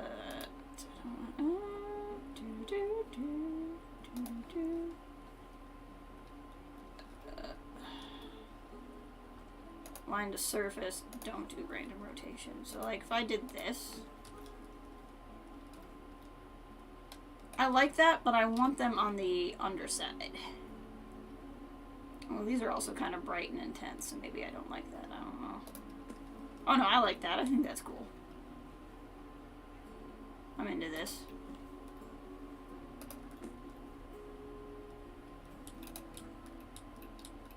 Yeah. So this way or this way. Yeah. This is, I think we could put some plants back here. This just looks a little dull. It's a very bright bush, 21st century LED bush.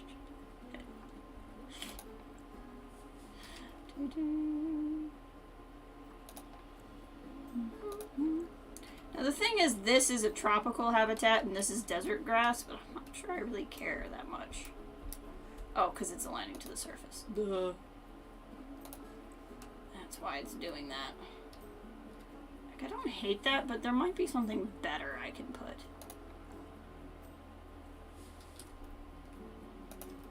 This I kind of like.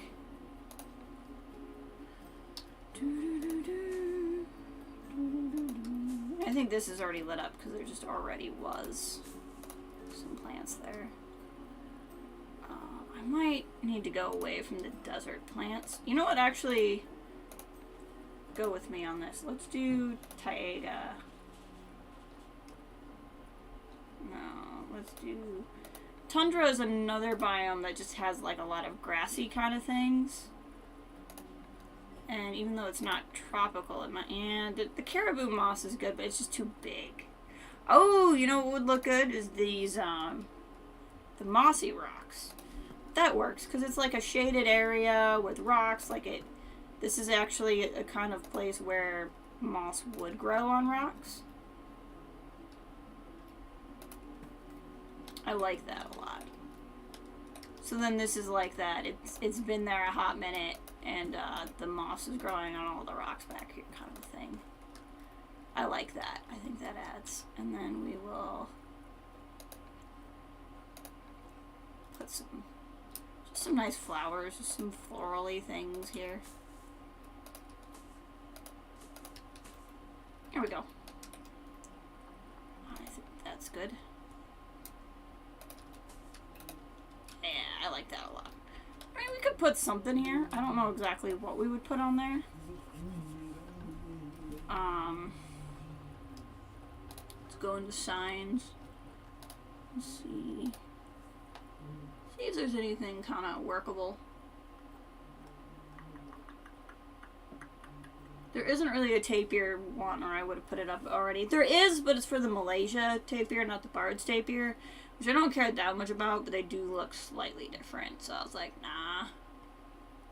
Well, we could just put an earth here. That's not entirely unrelated. Is that a giant octopus inside of the earth? I almost want it just for that reason. I think it's also upside down. Oh, my brother's at my door. I can hear him. Yeah, see, this is the tapir. But but it's slightly different. Let's put the earth on there. I think that's cool. There, and we'll get it right side up. Just stick a little earth on there. Alright, I can hear my brother at my door, so I'm gonna take a quick break, see what he needs. And then we'll come back and continue this journey. Give me just a couple of minutes.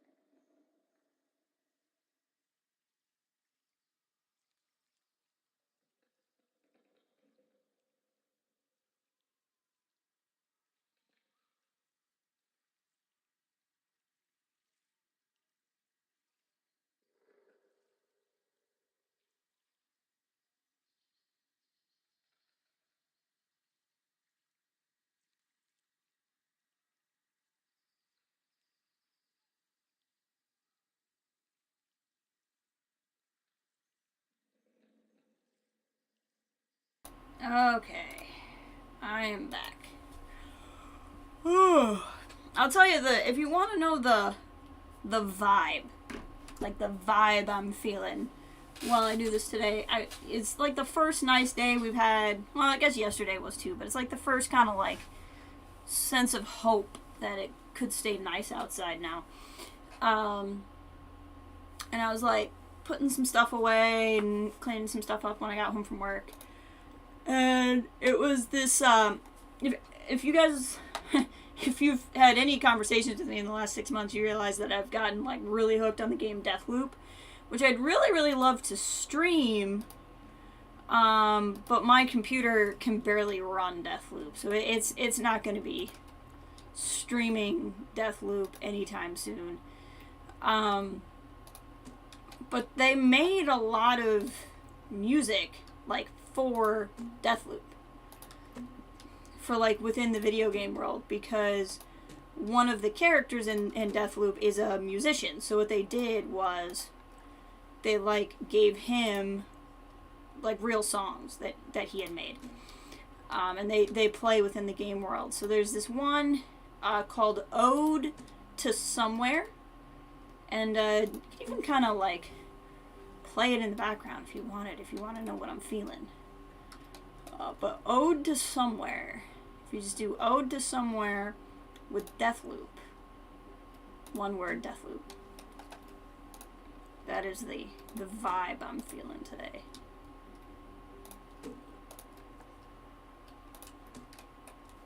But part of what I like about there's a lot of things about Planet Zoo I really like. But one of them I like is, like, you know, there's something to do for, like, whatever mood I'm in, right? So if I'm a little bit more chill like this, I can just go around and fill in the fiddly bits that I'm doing. And if I'm feeling, like, a little bit more like, oh, I need some kind of challenge, then I can build a habitat or something.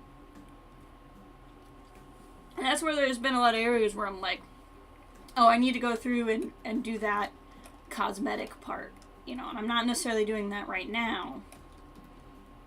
Because right now I don't feel like figuring this out right now. You know, maybe I will 20 minutes further into the stream, but, like, right now I'm kind of doing something. Hey, this kangaroo is mid-leap. That's cool. Super kangaroo. That's really cool. Whee! Oh, is that a baby? It's a baby kangaroo. Hi, baby. Munanjara. Okay. But speaking of lighting and all of that, let's light this place. So I think one of the first things I want to do is light the footpath with this ramp. We're gonna turn that off.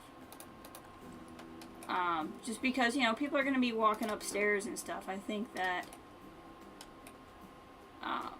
making it very visible and, like, you know where you're walking on this portion. I kind of want to do the same thing I did in the other habitats. This is where these animals live.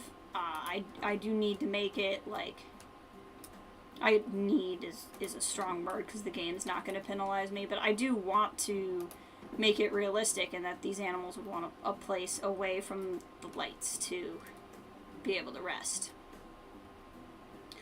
But I think specifically up on this pathway in this little bridge that it's fair. Like, this is lit up by that sign, so I'm not going to worry about it. So we're going to put these in. And then this is kind of like a big flat area.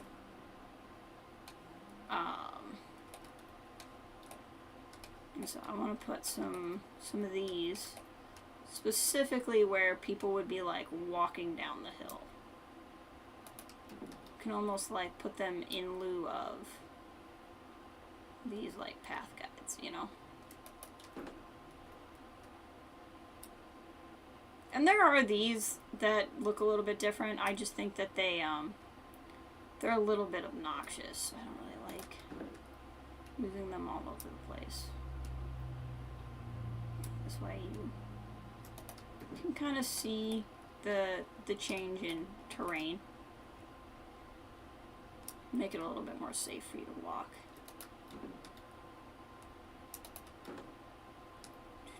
And I almost just kind of think that I want to do these lights kind of like around the edge of the path. Right? So people can kind of be aware of where they can walk at night. Right? The idea is don't go beyond the lights at night. So it's, you know, it's a little bright, it's a little out there, but, you know, you're walking through a space with uneven terrain.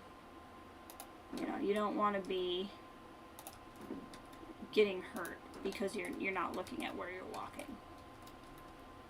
I think we could go back up here and kind of do the same thing.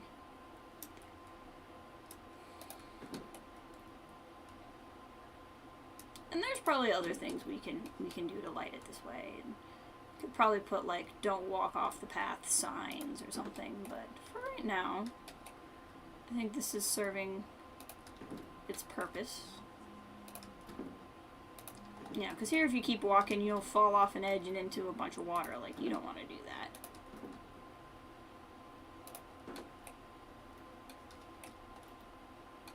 So that kind of lights up the guest area.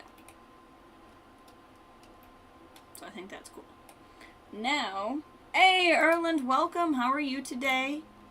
Hope things are going well for you. I'm just working on our habitats here.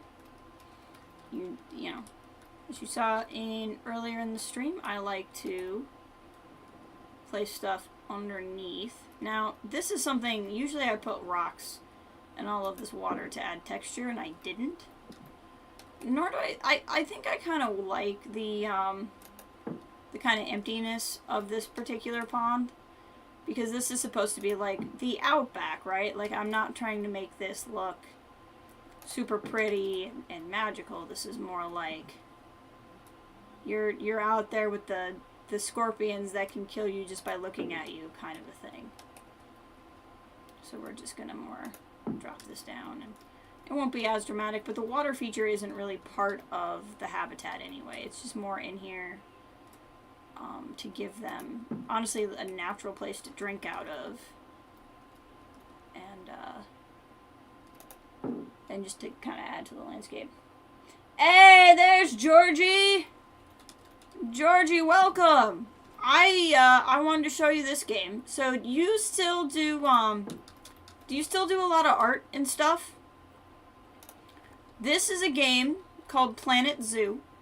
And when I started, everything looked like this. It was just like green landscape like that. And then I've added all of this. So it's kind of like you get a lot of 3D modeling stuff you can do. And it's a zoo game, so you also kind of like run a zoo. So like this is the zoo at night, which is what we're working on now, is putting in lights so everything looks real pretty. But you can also, because it's a computer game, I can F around with what the lighting looks like. So we can make it daylight. And then you can walk around. And so this was a building I designed. So you go in, and there's tortoises walking around. So there's one of them. There's another tortoise just kind of like walking around doing tortoise things. And then while you're in here, you can look at like the snakes. You can look at the anacondas. You can look at the iguanas. There's iguanas in here. There's a big old iguana. But you put plants down, and I mean, there's no story to it. Like, it's not like a lot of the other games. Like, I say it's a game, it's really more like a simulation. Like, you're not competing against anything. There's not a story. There isn't anything. It's just a really cool thing. So, like, we were in here earlier, so this is what the building looks like in the daytime. This is what the building looks like at night. And we put, like, all these cool lights in here and stuff.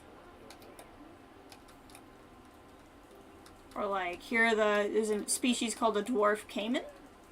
And you walk by, and this is the caimans, and you make them little houses and stuff. There's one. And I can show you the coolest thing we did in here was a couple of streams ago.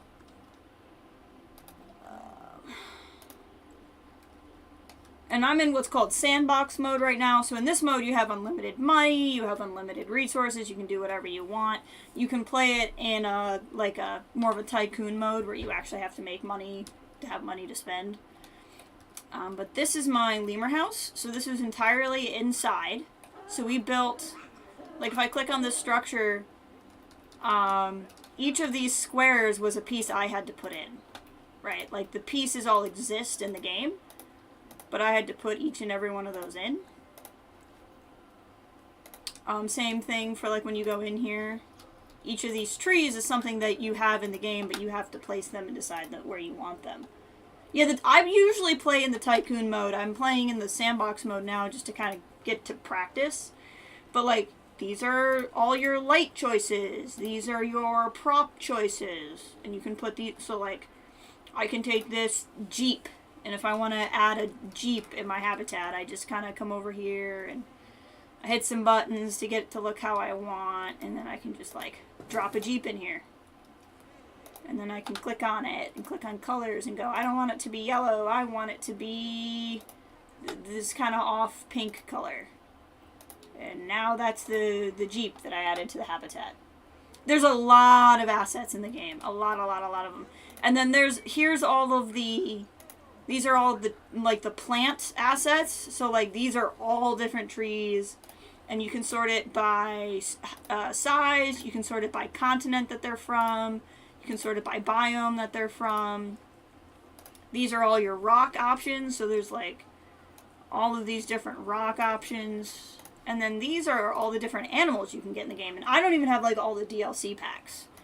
But, like, you can build a bison habitat. You can build an orangutan habitat. You can build giant otters. You can build penguins.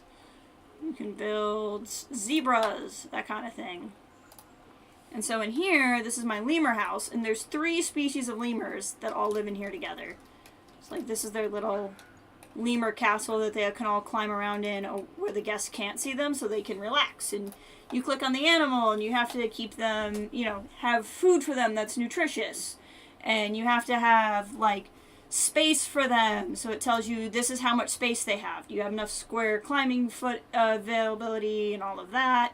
This is the type of landscape they like. Do you have the trees that they like? Do you have enough toys for them? Do they like their social group? Are they healthy?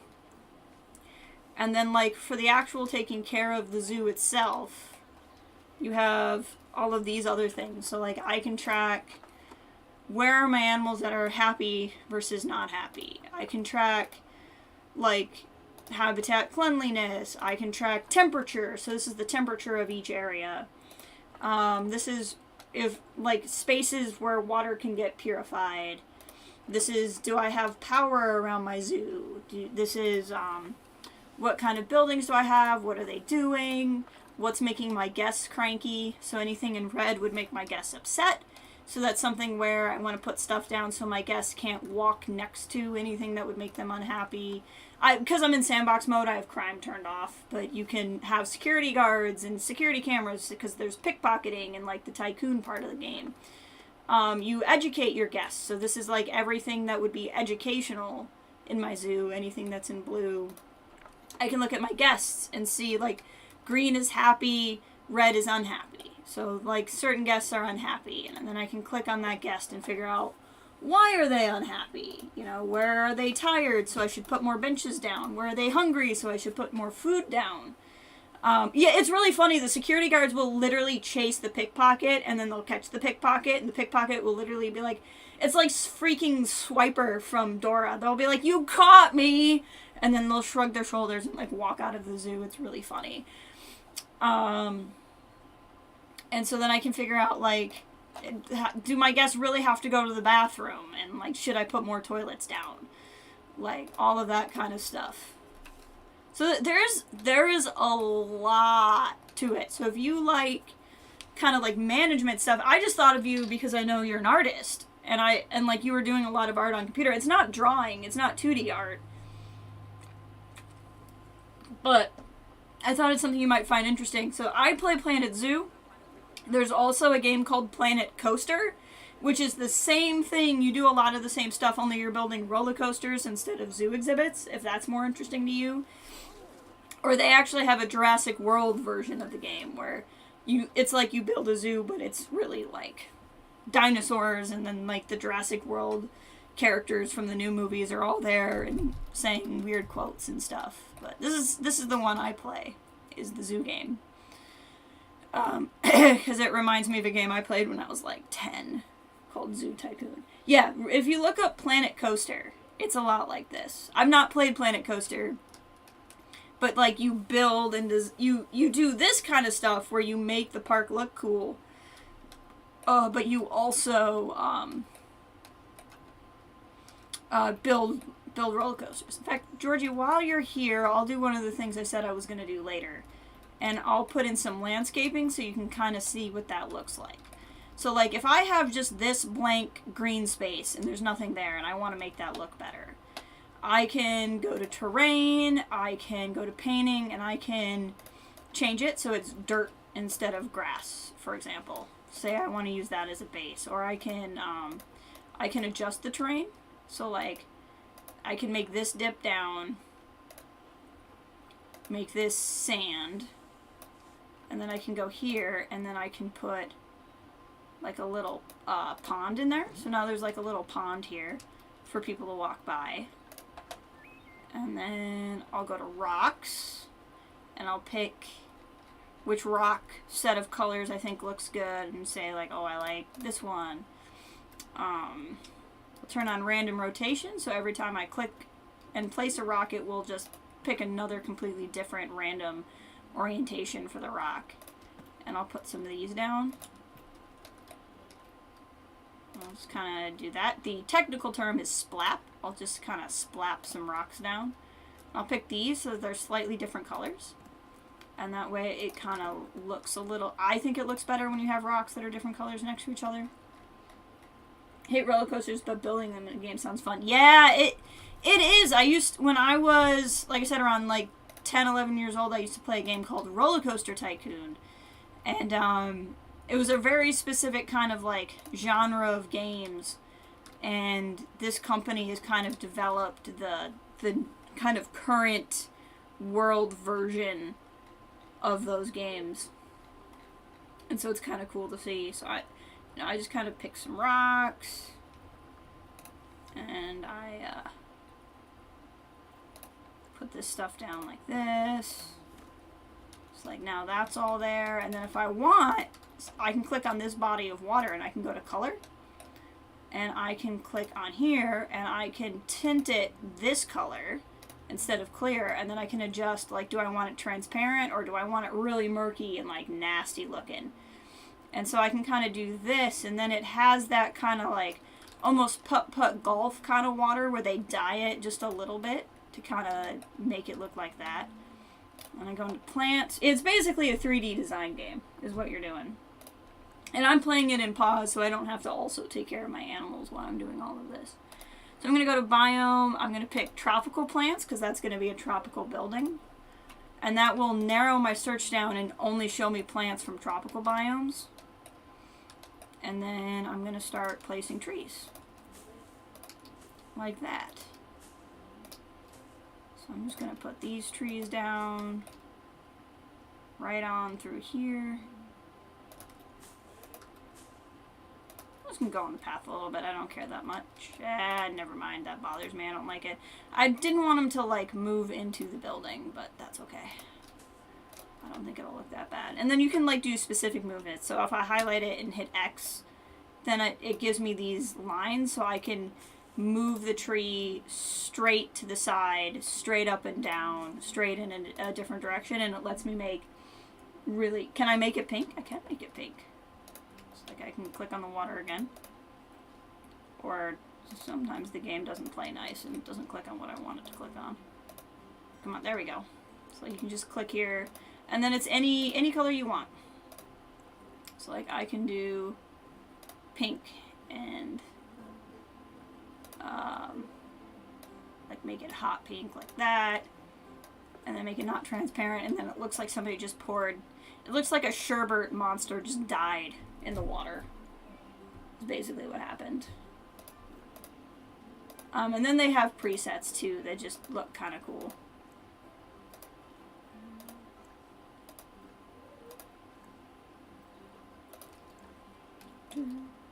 It's pretty sweet. Now this is not available on consoles.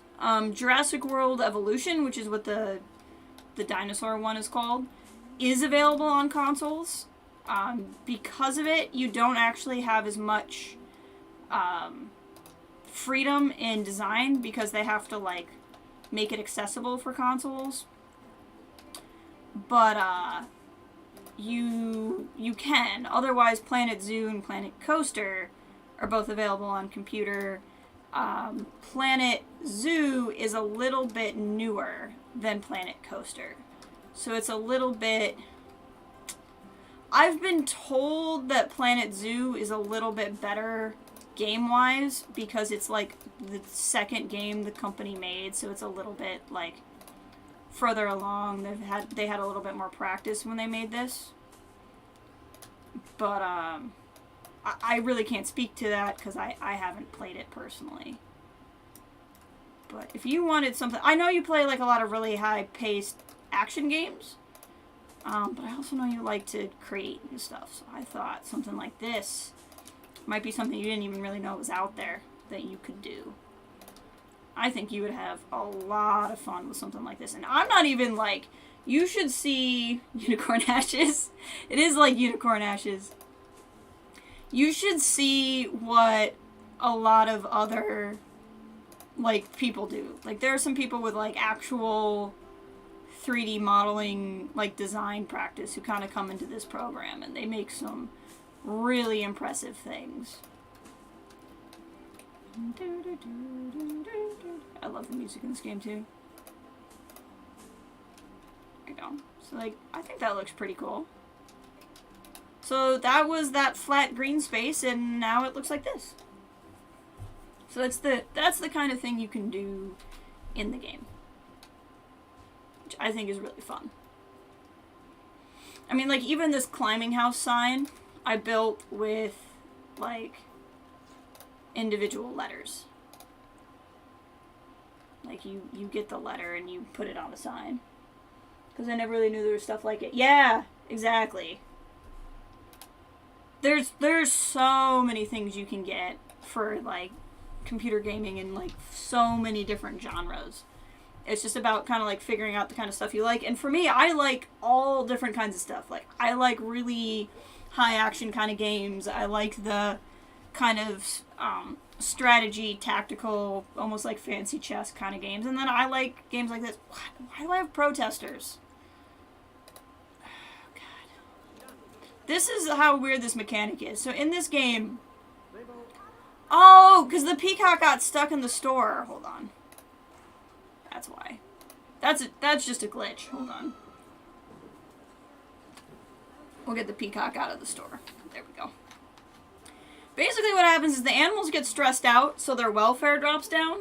So then protesters come, but they stand right next to the animal and they yell and scream. And I'm like, it's already stressed out because people are too loud, so you're going to come protest right next to it and stress it out more. I don't know what you think you're going to accomplish. But I think it's fun, too, because you can click on your guests and, like, learn about them. So, like, this lady is heading to the ATM. And she's really hungry and kind of thirsty, but she's been really educated, so she's probably been here a while. And, like, if you look down here, this is your zoo reputation rating. So, like, I don't have any rating for marketing because I haven't been marketing my zoo. But, like, my guests are generally pretty happy. They're very they become very educated while they're here. We do a lot for conservation here. My animals are happy. My guests are broadly happy. They're just tired, and a lot of them are thirsty. The kind where you want something to drink, thirsty. So, like, this is a big building I put together.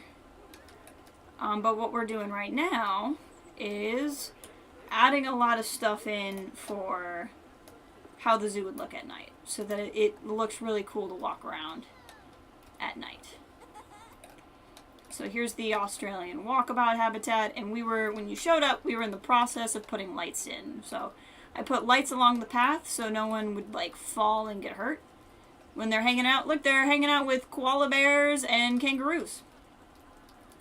Here's a baby kangaroo. Oh, not the path, the baby kangaroo. Hold on. There we go. Baby kangaroo! Look how cute it is. See, and I just love animals, so I love this. Look at the little baby kangaroo. Such a good baby. Oh, stop. Just saying. Just saying. I know, I love it. And then I built, here's a koala up on the big koala skywalk that I built. So the koalas can walk all over everybody.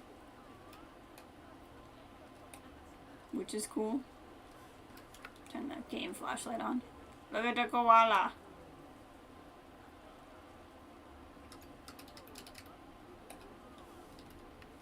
So while they're all kind of walking around and doing stuff, I can go in here. And the game actually, like, you can make it really realistic if you want, but a lot of the game, you can actually completely ignore physics if you want. So a lot of times I'll bury lights like this, so you don't see the lights. I've been calling the process the Disney process, where it just, you make things look magical without them making any sense. So when you got here, we were putting lights in the water. And so I'm just adding different lights through here, just to kind of make this look cool. So when you're looking at the zoo at night, you can appreciate how cool everything is. See?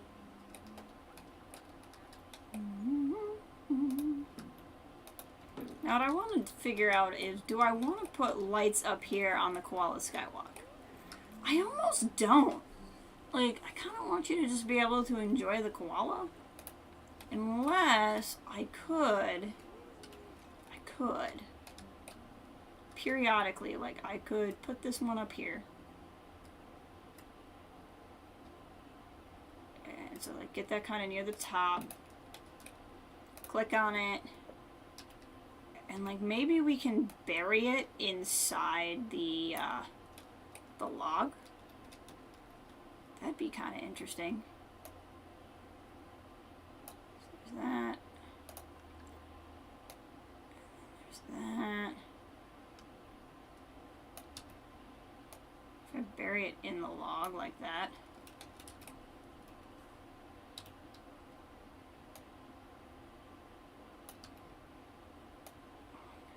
I wonder if that would do anything remotely interesting. I don't know if it would. It might only be interesting if a koala was actually walking on it. Well, we'll leave that there. Yeah, because it doesn't look like anything now, but maybe if the koala walked over it, you could see the koala. Which would be cool. I don't know. Okay, so then we'll go over here. And I don't want too much in the way of lights, because this is like where the koalas go to sleep. At the same time, I want some. So, like, I could do, like, one of these little ones. Ah! I will say the camera controls are a little wacky. So, sometimes what I like to do is bury the light inside, like, a tree trunk. Just like that. Again, the Disney process, like, where is that light even coming from? No one knows. Because the game doesn't care if physics is real.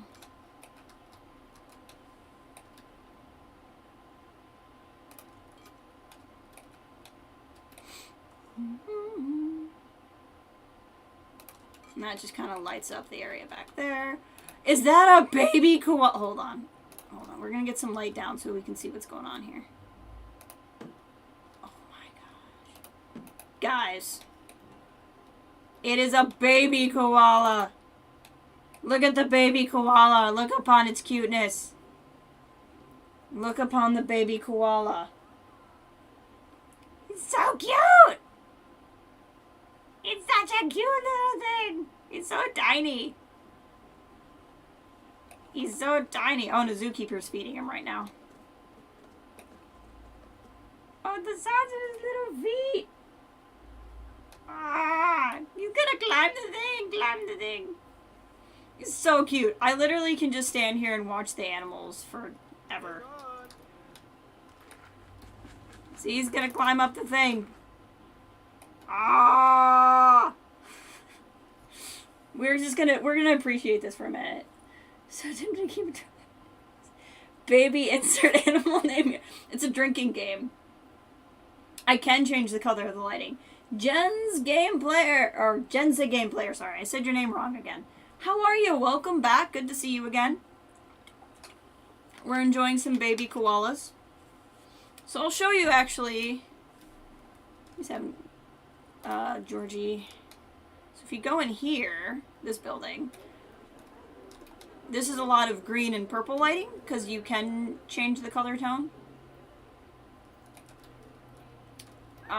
So what I did over here, what we can do over here is if we want to mix it up and make it look kind of cool, we can place one of these down, click on it, click on this, and say I want pink lighting.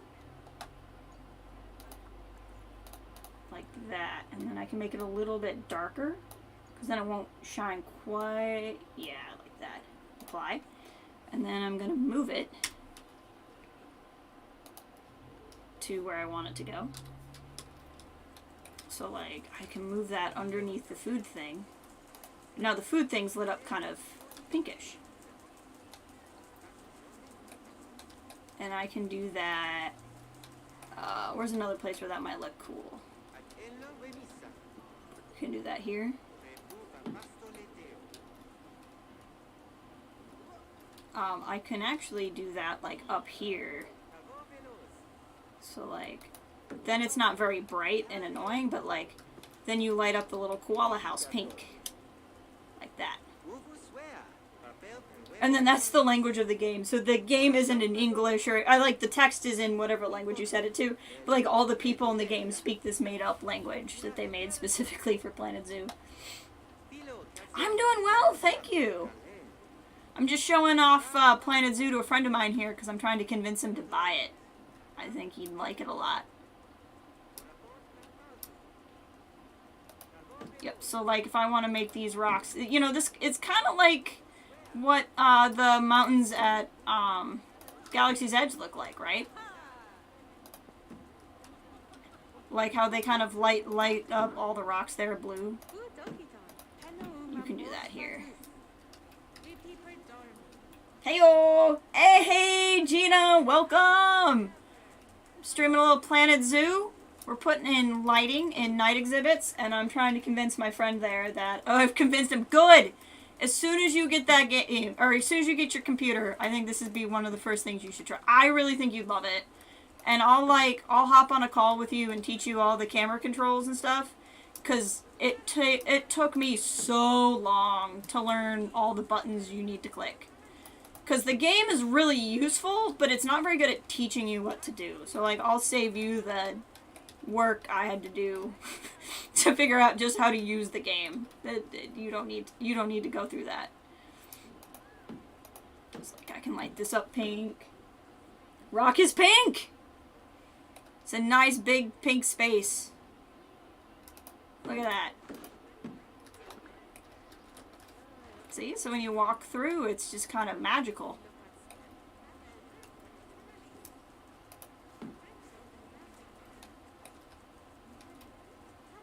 So this person's doing the learn about kangaroos talk. Yes, I am excited for new DLC. I'm also excited because tomorrow maybe the DLCs I don't own will go on sale, and then I can buy those.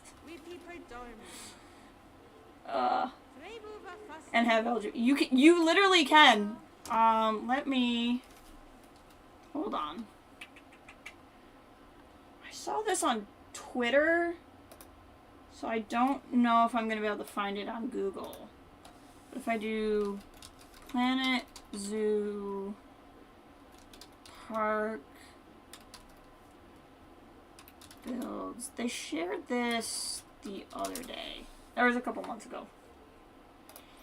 Oh, my freaking search engine always goes to freaking Yahoo, and I don't know why. Google.com. Because I'm not a heathen. Stop with this Yahoo crap. There we go.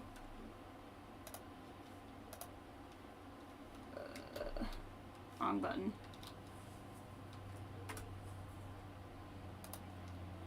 images. There we go. This time it brought up, like, actually good stuff. There's a lot of LGBT folk in the community for Planet Zoo that make a lot of really good stuff. So, like, if you were into that, this is something they built in the game. This isn't even what I was thinking of that I saw on Twitter. So, like, somebody made meerkat statues in all of the colors. And a lot of people make stuff. So, like, this person made a whole zoo they just called Pride Zoo. And so, like, everything inside of it is like that. This is what you would make every time, I'm sure of it. This doesn't look like Planet Zoo, though. That looks like a different game. But, like, if you go into the Planet Zoo workshop, people will, like, make builds. I don't like my stuff enough to, like, save stuff and upload it anywhere. But, people who make, like, where's Steam? If you go to the... How do you get to this stuff anyway? Workshop. You go to, if you get Steam, which you will if you get a computer, you would go to the Steam Workshop, and then basically people make really, really good stuff, and then you can download it. So, like, somebody made a Hogwarts zoo, and so you could go download the Hogwarts thing, for example. Or sometimes it's not even, like, something put together, but it's like, here they made educational boards that look better, so you could download this and use their stuff. So the community is very big on sharing and sharing ideas, sharing builds that people have made. Like, this is a whole zoo you can just download and then build off of it if you wanted to.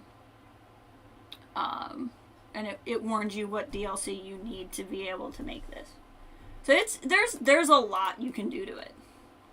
And, like, I haven't done it a lot, but they say one of the best ways to learn how to make stuff in this game is to actually download stuff other people have made, and then, take it apart. And when you take it apart, you can figure out how they put it together in the first place. And that's one way to... I don't necessarily learn well that way. I don't really have that kind of engineering brain. But if you do, that's one way people suggest you learn the game. So then, like, we put pink over there, so we're over here. I have, make it where floors don't exist, so you don't have to build your zoo quite like this, but I have it where you can see through the ground. And I do that specifically so I can find things like this that I placed. So, like, this. If I want to change this, so we put pink over there, let's put, like a bluish hue over here, and I can click on some of these and change the color. Yeah, there we go. So the camera controls are a little wacky. They're one of the weakest parts of the game, but the game does so much I can forgive wacky camera controls. Right, so then I can pop up here and it has a different look to it, right, when it's a color instead of just shining. Oh, this is pretty dark, so it's actually not doing any kind of glowing, so I don't really like that as much. So I can go back in here and click on that. Whoops. Did not mean to place two, I meant to click on one. Color. The game's glitching, nothing's escaped, it's fine. So I think I can do that. Move. Yeah, they were just, I can't remember if there was like a specific event or if somebody had just shared it, but there was something I had seen on Twitter that I'd seen that I thought you would like. Hey, Jacob, welcome in! Welcome back. How are you doing today? Good to see you here. We're just doing a little bit of night lighting in Planet Zoo. Hope you're having a good day. Yeah, there's just so much freedom in the game to kind of do whatever you want, make whatever you want. And then the community leaders are really into it. Like, if you build something and share it, It might take a little, I mean, it's like anything else, right? It might take a little while for them to know your account. But, like, once you get their attention, they're really good about sharing and,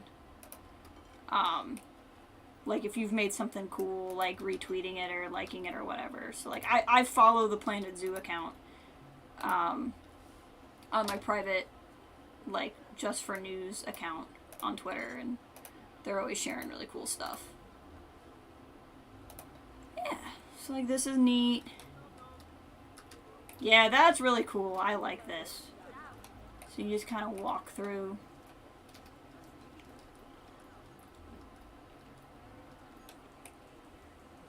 Finally got yourself a copy of Fallout 4. Heck yeah! Videos about it. I'm sure you won't need it and stuff. That's true. That's exciting. So you get to play it for yourself. What's my name in Twitter? My public name is the same as my YouTube channel, so it's at YodaBauer. I'm largely just on a private account that I don't really follow anybody on. Every now and again I pop up on YodaBauer. I'll be back on that account again next month, because I'm going on a trip. And I want to share pictures of my trip. But, yeah, if you want to follow me there or on Steam, I'm happy. If you guys can just, like, if your name is different than the name you pop up in chat, just tell me, like, find a way to tell me it's you. But if you want to friend me on Steam, it's YodaBauer.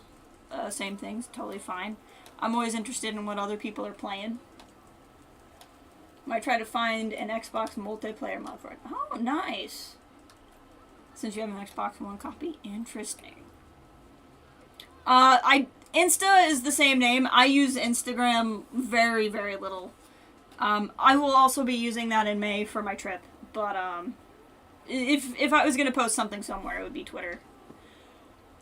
I still pop on Twitter every now and again to say something gaming related. It started, like, I'm supposedly primarily, like, a Star Wars person, and I'm still really, really into Star Wars. I just got tired out by, all of the hoopla from people. But, most of the time, I would, in theory, be on there to say something Star Wars related, but now I also go on and say a lot of gaming related things. But it's usually once in a blue moon that I pop on and say something. These days. Ever since the world went crazy, I've kind of been on there less.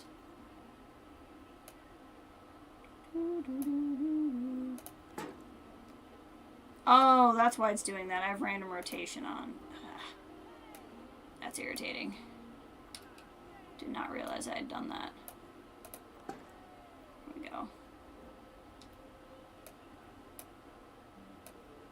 It's gonna make this. Hey! John added me. I'll add you in just whenever I get done here.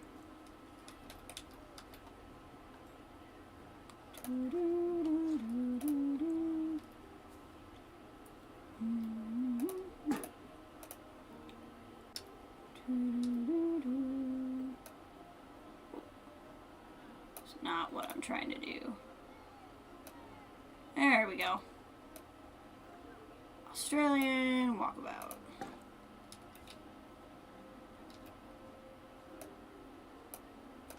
There we go. So now you can, like, see the sign. It's over. It is overrated. Hoopla is a nice way to put it. I always just think of Patrick from SpongeBob. Hoopla! Or is it SpongeBob who says it and Patrick's there? One of them are just going, hoopla! Hoopla! Hey, and there's Jacob. Excellent. I will hit go on those as soon as the stream is done. Yeah, generally speaking, if you search YodaBauer somewhere, it's probably me. Well, unless it's Facebook. I'm not on Facebook. But, I haven't actually seen that account name taken by... Now who's... Is one of my peacocks trapped again? Yeah, they just keep getting trapped for some reason.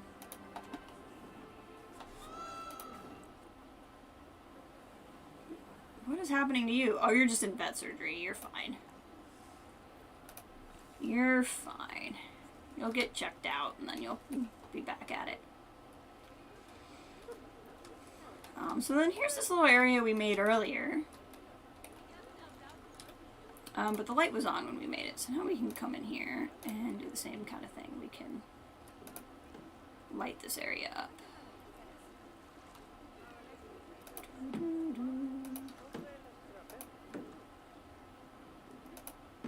Just make it look pretty at night. Oh, these are sticking out more than I wanted them to, so we will. And by more than I wanted to, I mean I don't ever want these sticking out, so we'll just fix that.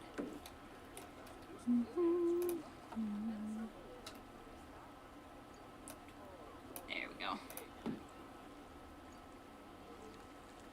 It's part of your job. Oh, yeah, that does make sense, but that's annoying. Hoopla was from the Krusty Krab tray. That's what it was. Thank you. I think you followed me on Insta. You can check. I can check, yeah. I don't even remember the last time I've logged into Instagram. Georgie's mad at me because he wants me on there all the time. I thought we were already friends. Did you make another Steam account, Georgie? I could have sworn we were already friends. On Steam. Also, I love that name. That was excellent.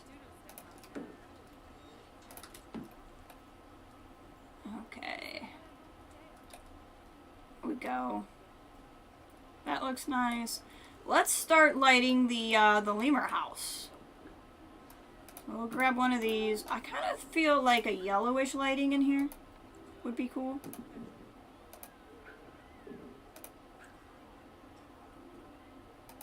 Your face. It's like, what did you do?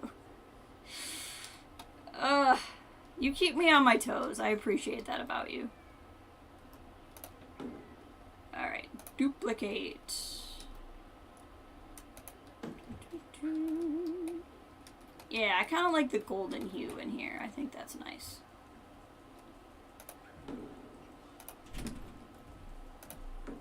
Look at that. Look at that.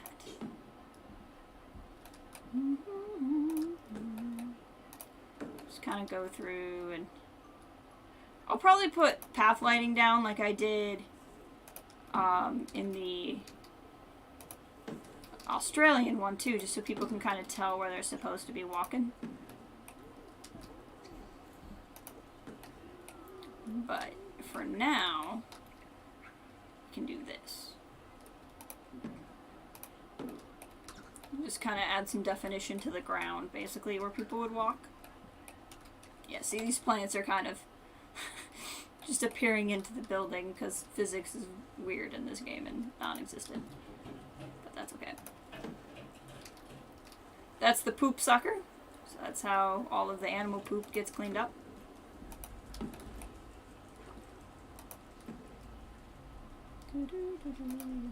Just light up. This is their little forage area. Of course it was you. Like I would have had to guess.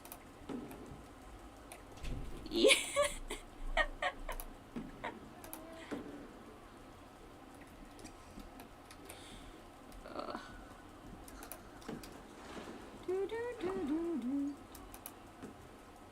I like putting this by the water too, because then the water kind of gets excited by the like you can catch the light in the water droplets and stuff. There we go.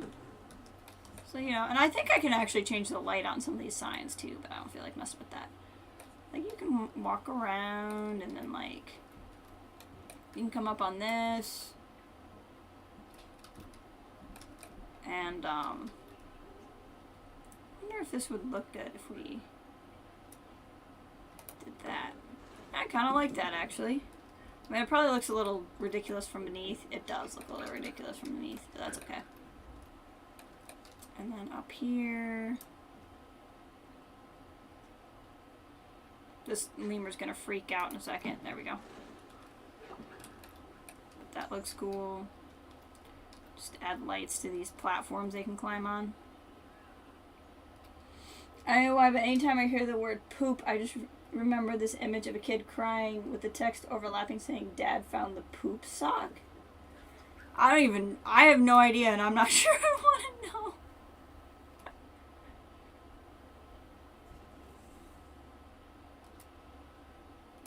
I'm assuming Dad didn't keep the poop sock, though.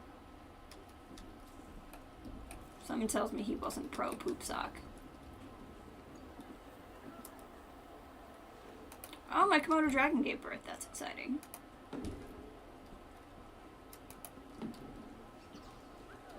Look at this.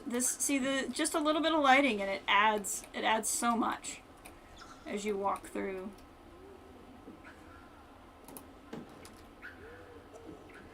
And here's that Jeep we added at the beginning. Just kind of light the trees up a little.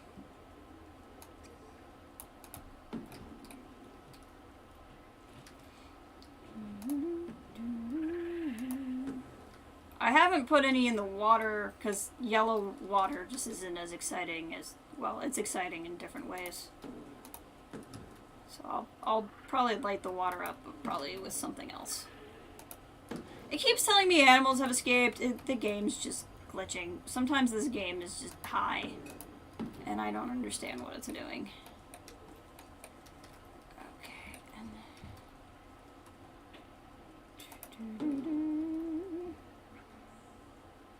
Let's see here. There we go. Look at that. This is nice. I love the language they all speak. Which one of these is like the smallest?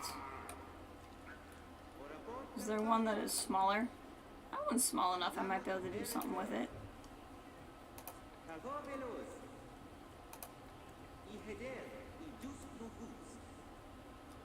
So like if I do that... The tree just looks like it's glowing, but it's kind of cool. Whoops. Didn't want the knob.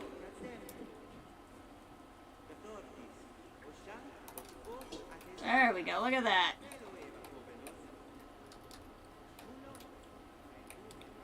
Look at that. Thank you for showing the game. Gotta go. Appreciate it. Yeah! Yeah. Like I said, I think this is something you would get a lot of enjoyment out of when you get your computer.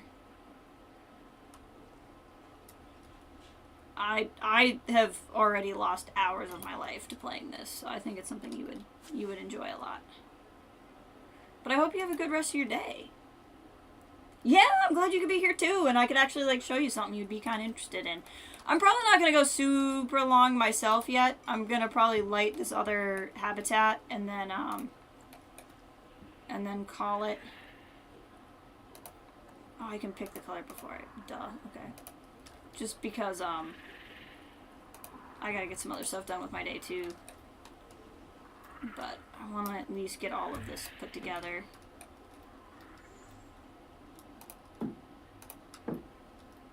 There we go, we can light in this water.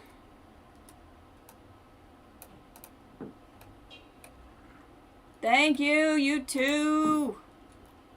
You enjoy your day. We will be chatting, I'm sure. I'm excited because I get to see you in like almost a month. Woke up an hour ago. I can never like compare anybody to my sleep schedule because I work weird hours. Because like technically I'm done with my work day by noon. But like, not necessarily because I'm just that motivated. It's just because I'm really motivated to not lose my job by showing up to work late. Alright, looks good. So yeah, I'm just using white light for the water here.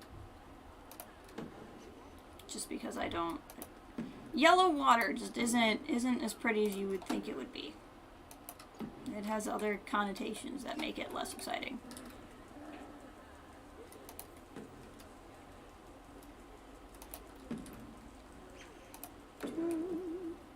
I love the way water looks when there's light below it.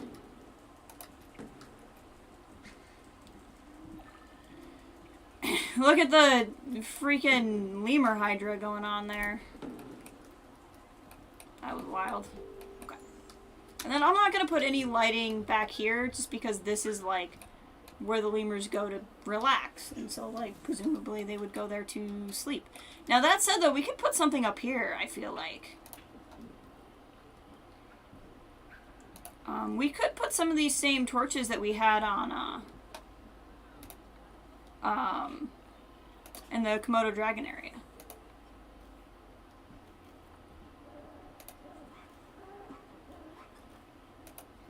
I don't know why we're like this.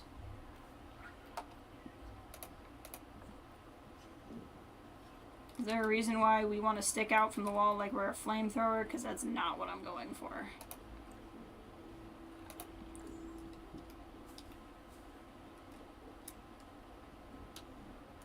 Okay, well, I don't feel like doing that.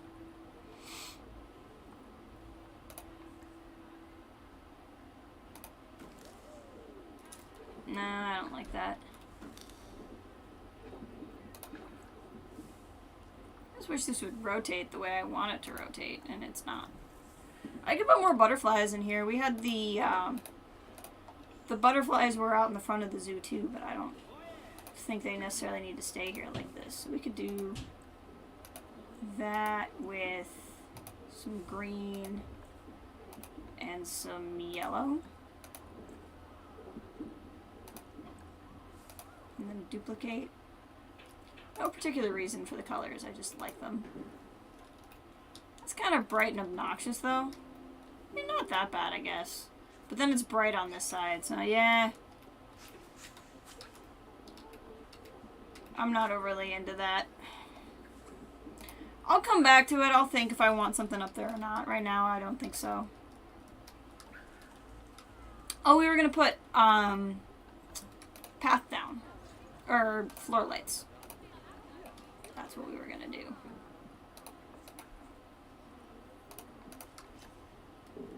So people can walk in and kind of understand where they're supposed to go.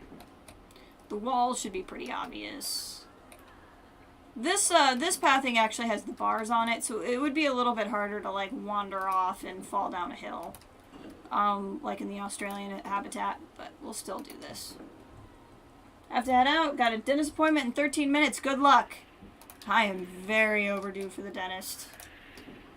I need to make an appointment.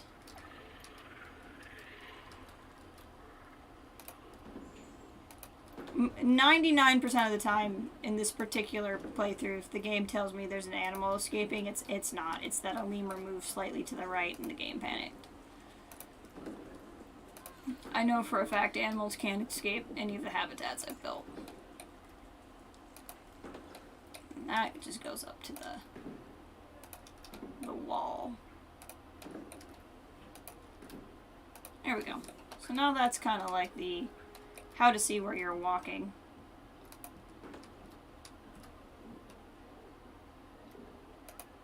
There we go. So then we haven't lit this half at all. So let's start with floor path.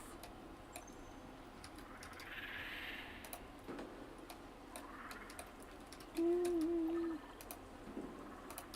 fact, some of this I think too is because I keep clicking around things in the habitat. Why are you sleeping in the food? Yeah, I really can't judge. Who hasn't wanted to sleep in food before?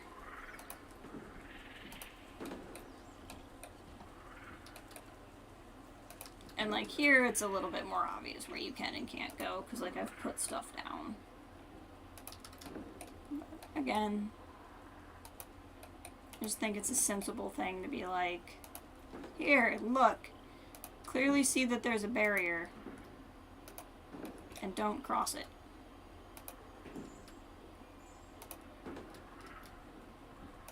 So if I made the other half of the room yellow, I wonder what half I should make this, because I don't know that I want it to be quite the same. But I suppose I could. There's no harm in it.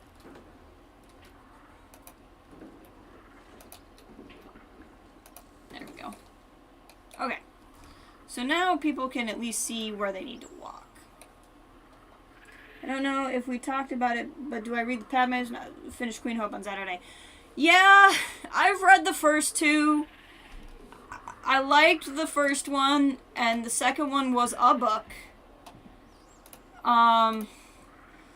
Technically, I have the third one in at the library, and I haven't worked up the motivation to go get it, because I'm in the middle of reading, New Jedi Order books with Django. And I've been trying to make my way through those. And so, the last couple times I've ordered something from my library, they've taken, like, actual months to put it in their system. So I assumed that's what would happen again. And then when it, like, got put in the system right away, I was not prepared. But, the first one is the only one that I own, which I bought to support a Padme novel, because I was like, how have we never gotten a Padme novel? And then, now I wonder how we are still getting Padme novels. And that's generally how I feel about them.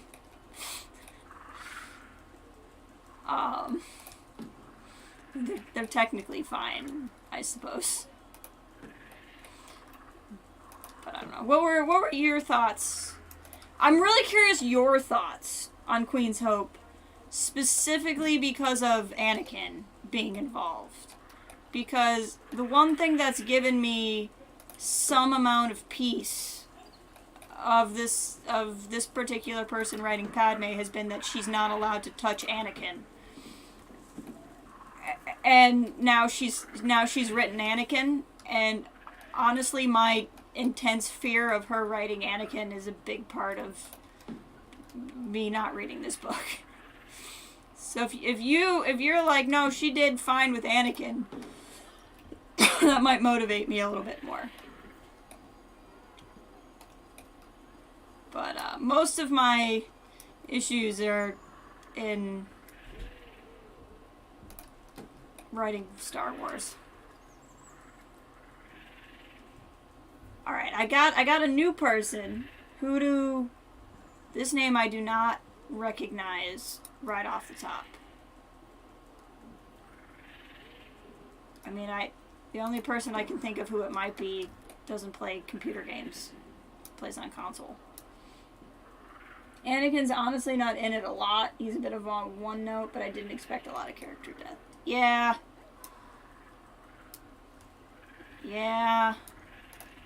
Back when I was still reading Twitter discussions, the whole Padme went to Mustafar to break up with Anakin comment. I was like, she just needs to not write Anakin, because I'm not sure she understands him at all.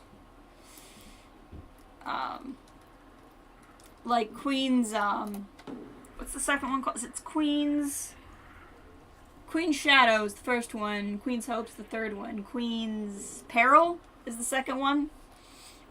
I was doing okay, and then there's one part in that book I still bring up between Django and I all of the time. And it's when one of the handmaidens, was taken by the Trade Federation to be questioned. And somebody was like, let's not go save the 11-year-old because she has agency.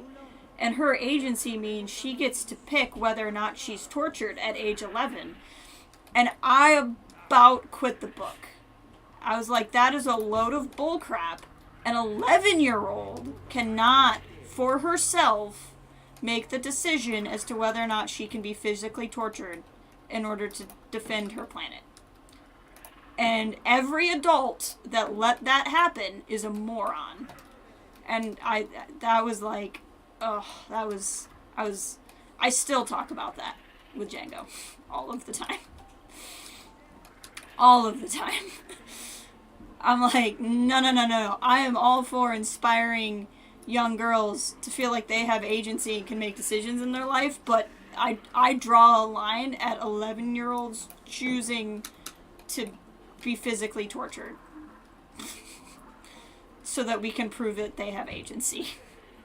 That, I don't know where the line is for me, but that was firmly on the other side of it. Very firmly on the other side. 10 to 15 pages, yeah. That was Erland. Okay. Awesome. I will definitely accept. And everything I'm saying probably sounds really weird if you don't read Star Wars books. I'm sorry.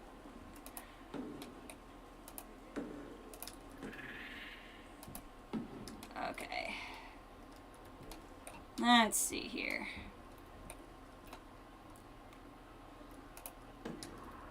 Alright. This is looking good. Okay, I got really distracted. And now I'm gonna focus again. Okay. No, I like this. I like this. I think this looks nice. I like this.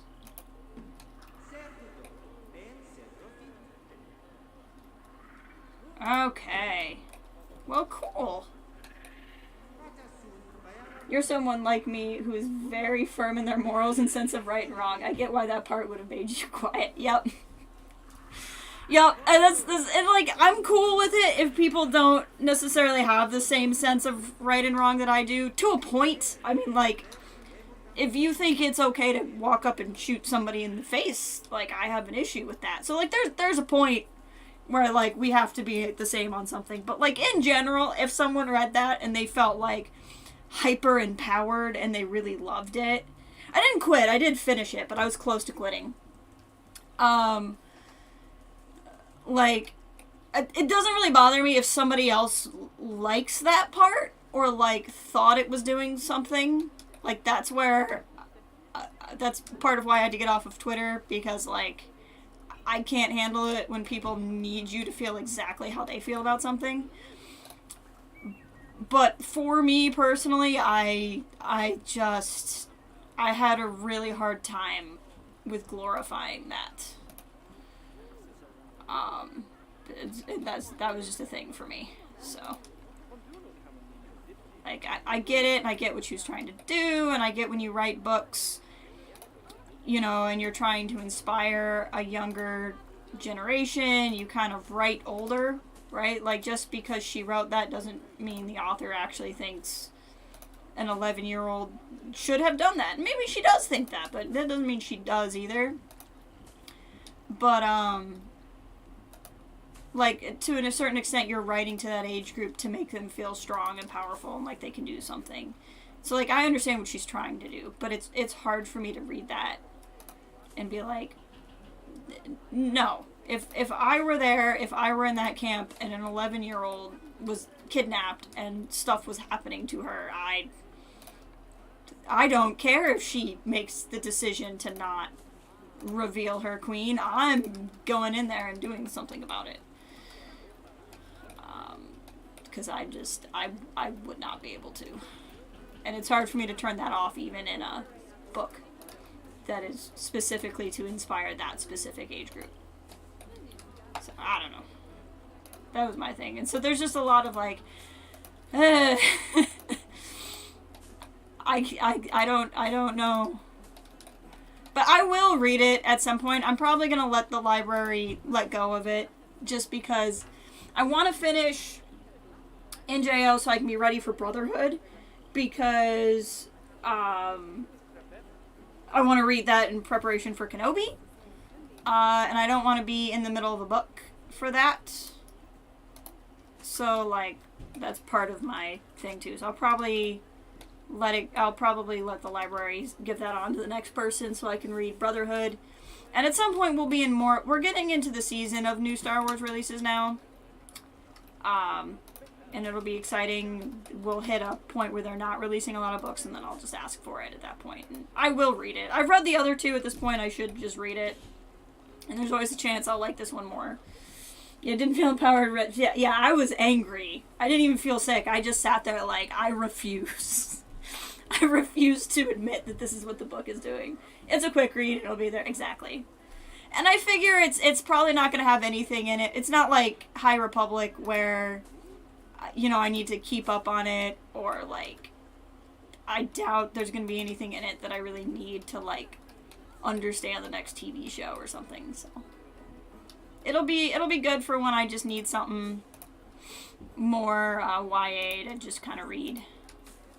And that's, like, YA is excellent. Some of the best Star Wars novels have been YA. Like, when I say that, I don't mean, like, a lower read. I just mean, like, they're naturally more inclined to be, like, a little bit faster paced and a little bit more, like, juicy, with bigger font and slightly shorter. So, that's kind of what I mean.